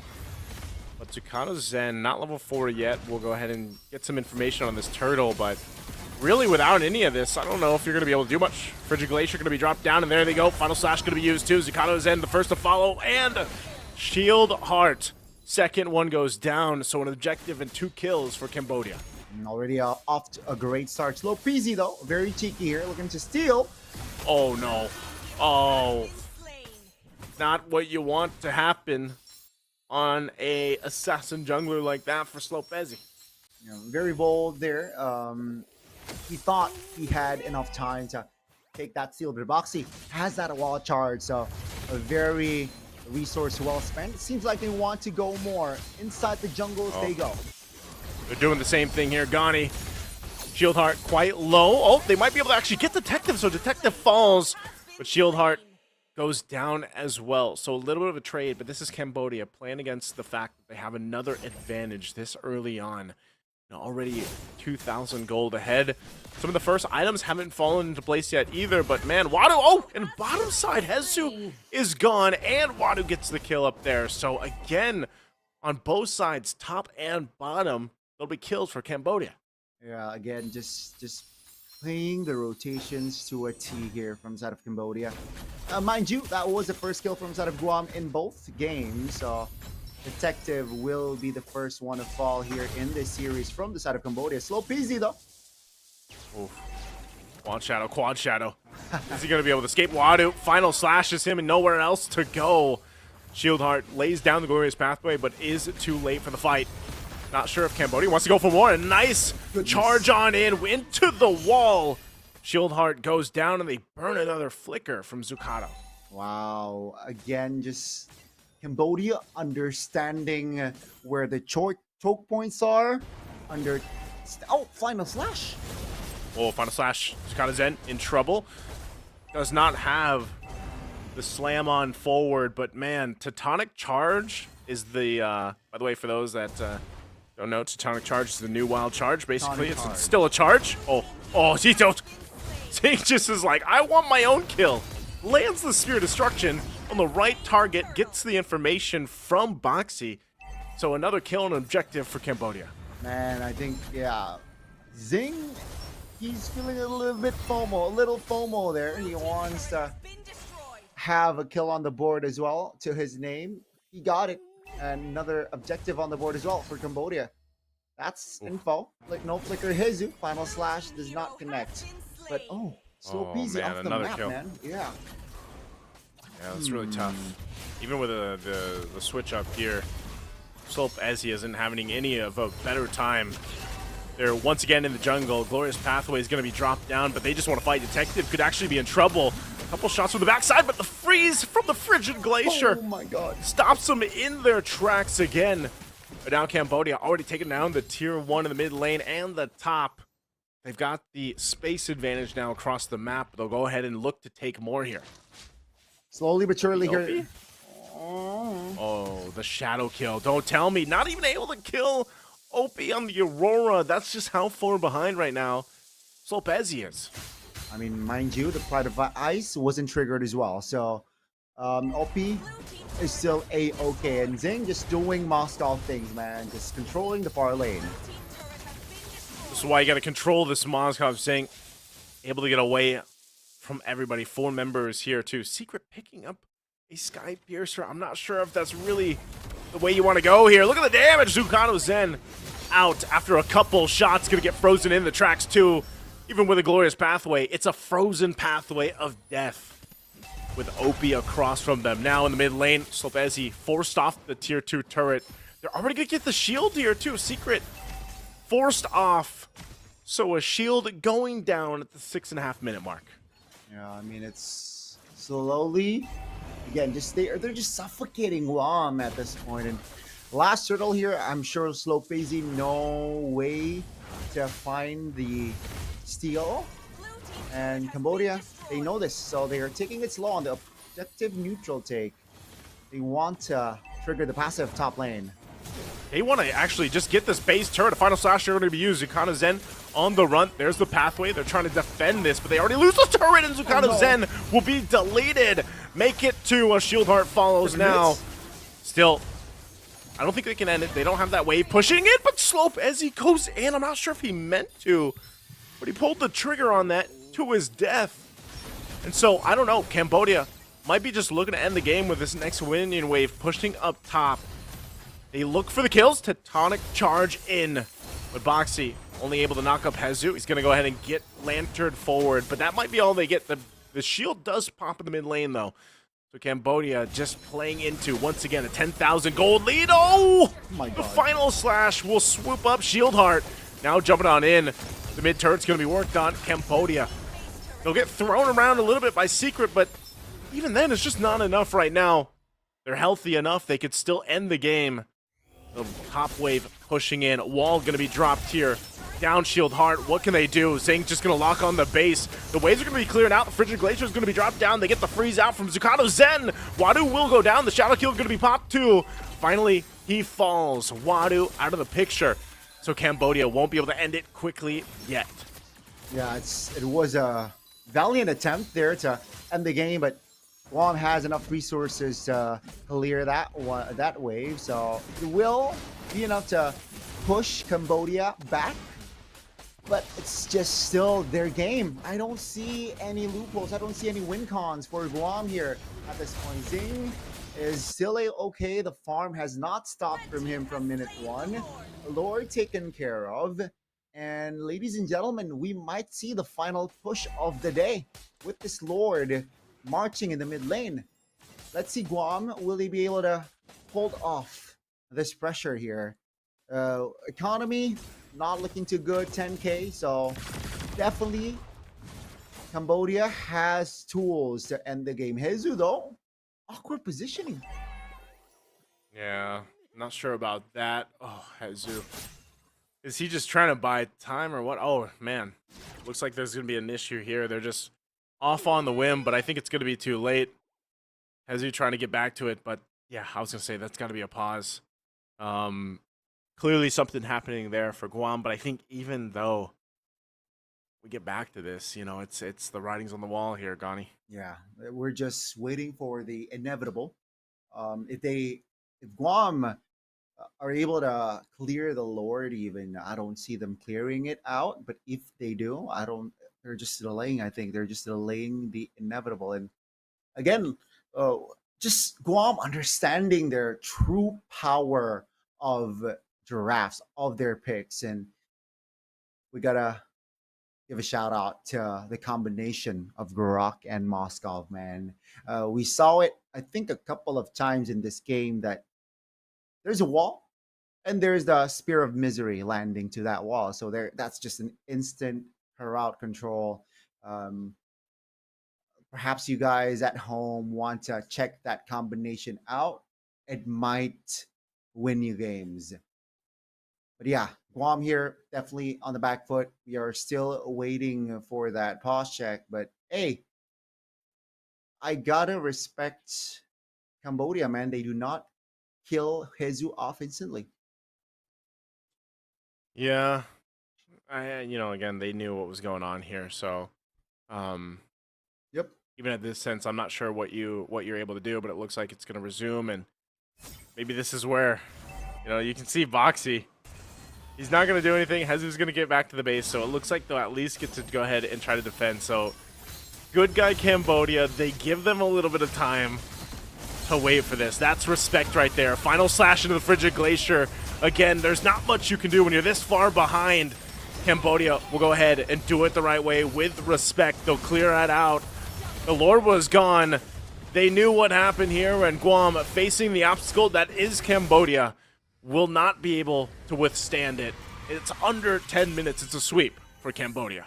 2-0, done and dusted, and Cambodia wins the series out. Wow, what a performance. Just both games, man. In the second game, it was still relatively fast.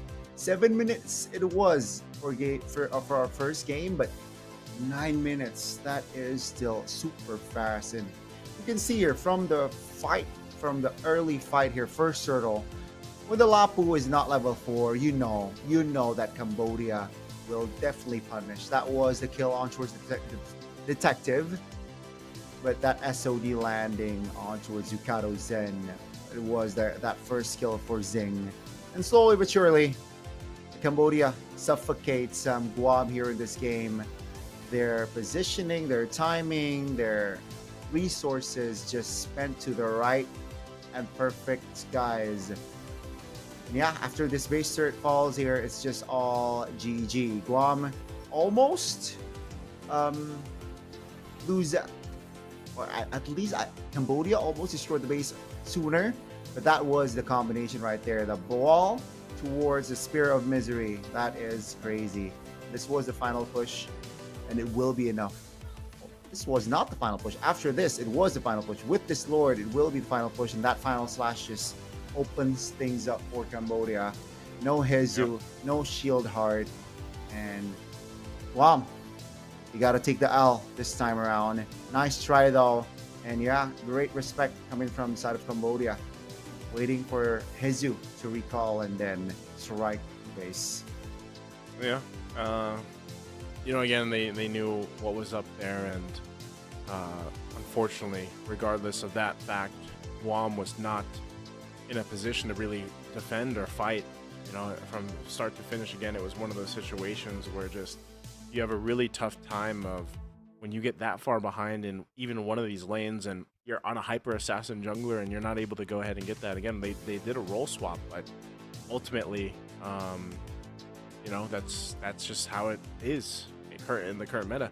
You get a snowball going, you get a lead going, you're going to take it away, from there. And yes, we see teams that are able to turn the table back in their favor, but again, when you're losing on all fronts, it's very difficult to make that happen here. And once again, also, you see why the Aurora is so good, man. OP, again, taking what we saw from Indonesia yesterday and making it used here in Game 2, especially with the Final Slash. Like, the Final Slash and the Aurora work so well together because you really time it well. You can Final Slash into the Frigid Glacier, and you're able to catch multiple members, then Frozen. And, how do you survive from that? So, again, congratulations there to Cambodia on the sweep. Again, this was, very expected. Just, again, how familiar we are with them and how much we've seen Cambodia play as a team. Again, these are the guys from CFU Gaming, and they played clean as ever. So, and hopefully for Guam, they can continue to get the reps in and improve over the course of time. So, I'm not 100% sure where this places everybody for our so match 2 Vietnam 1 first game. Okay, so yeah, that's one of the things we got to see where everybody falls into place later on. Again, this is day 5 here for the Iesf Asia and Oceania qualifiers, and it's been, I feel like there's been a couple curveballs here. Most of those curveballs have been in the draft though. Like I would say that majority of the top teams that we've expected from the different groups here, Gani, have performed really well. Yeah, I think the drafts here, especially for today at least, has been quite unique with the Gushin last pick. Not worked though, unfortunately. But hey, at least you were bold enough to do so in the tournament, and you tried. But yeah, I think the results here, at least for the teams that were streamed, it was expected, right? We got Myanmar 2-0, Cambodia 2-0 as well. The stronger teams and well-known players did very, very well. I think they showed that they displayed their qualities, and I think they could go far in Iesf offline stage if they do make it through.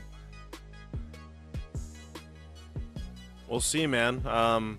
Again, a rather quick day here for us for the Iesf Asia and Oceania qualifiers. Day number 5 for me, Naisu, and of course Gani to bring you the action today in the 2 matches. I think it'll be us again tomorrow to join you guys, so do check us out tomorrow for 2 more matches, of course. And we're getting close to the end there, so sit tight with us. We'll see you guys back here tomorrow. Thank you for joining us, and we hope all of you guys have a wonderful day or evening wherever you're watching from. That's it for now. We'll see you guys tomorrow. See ya.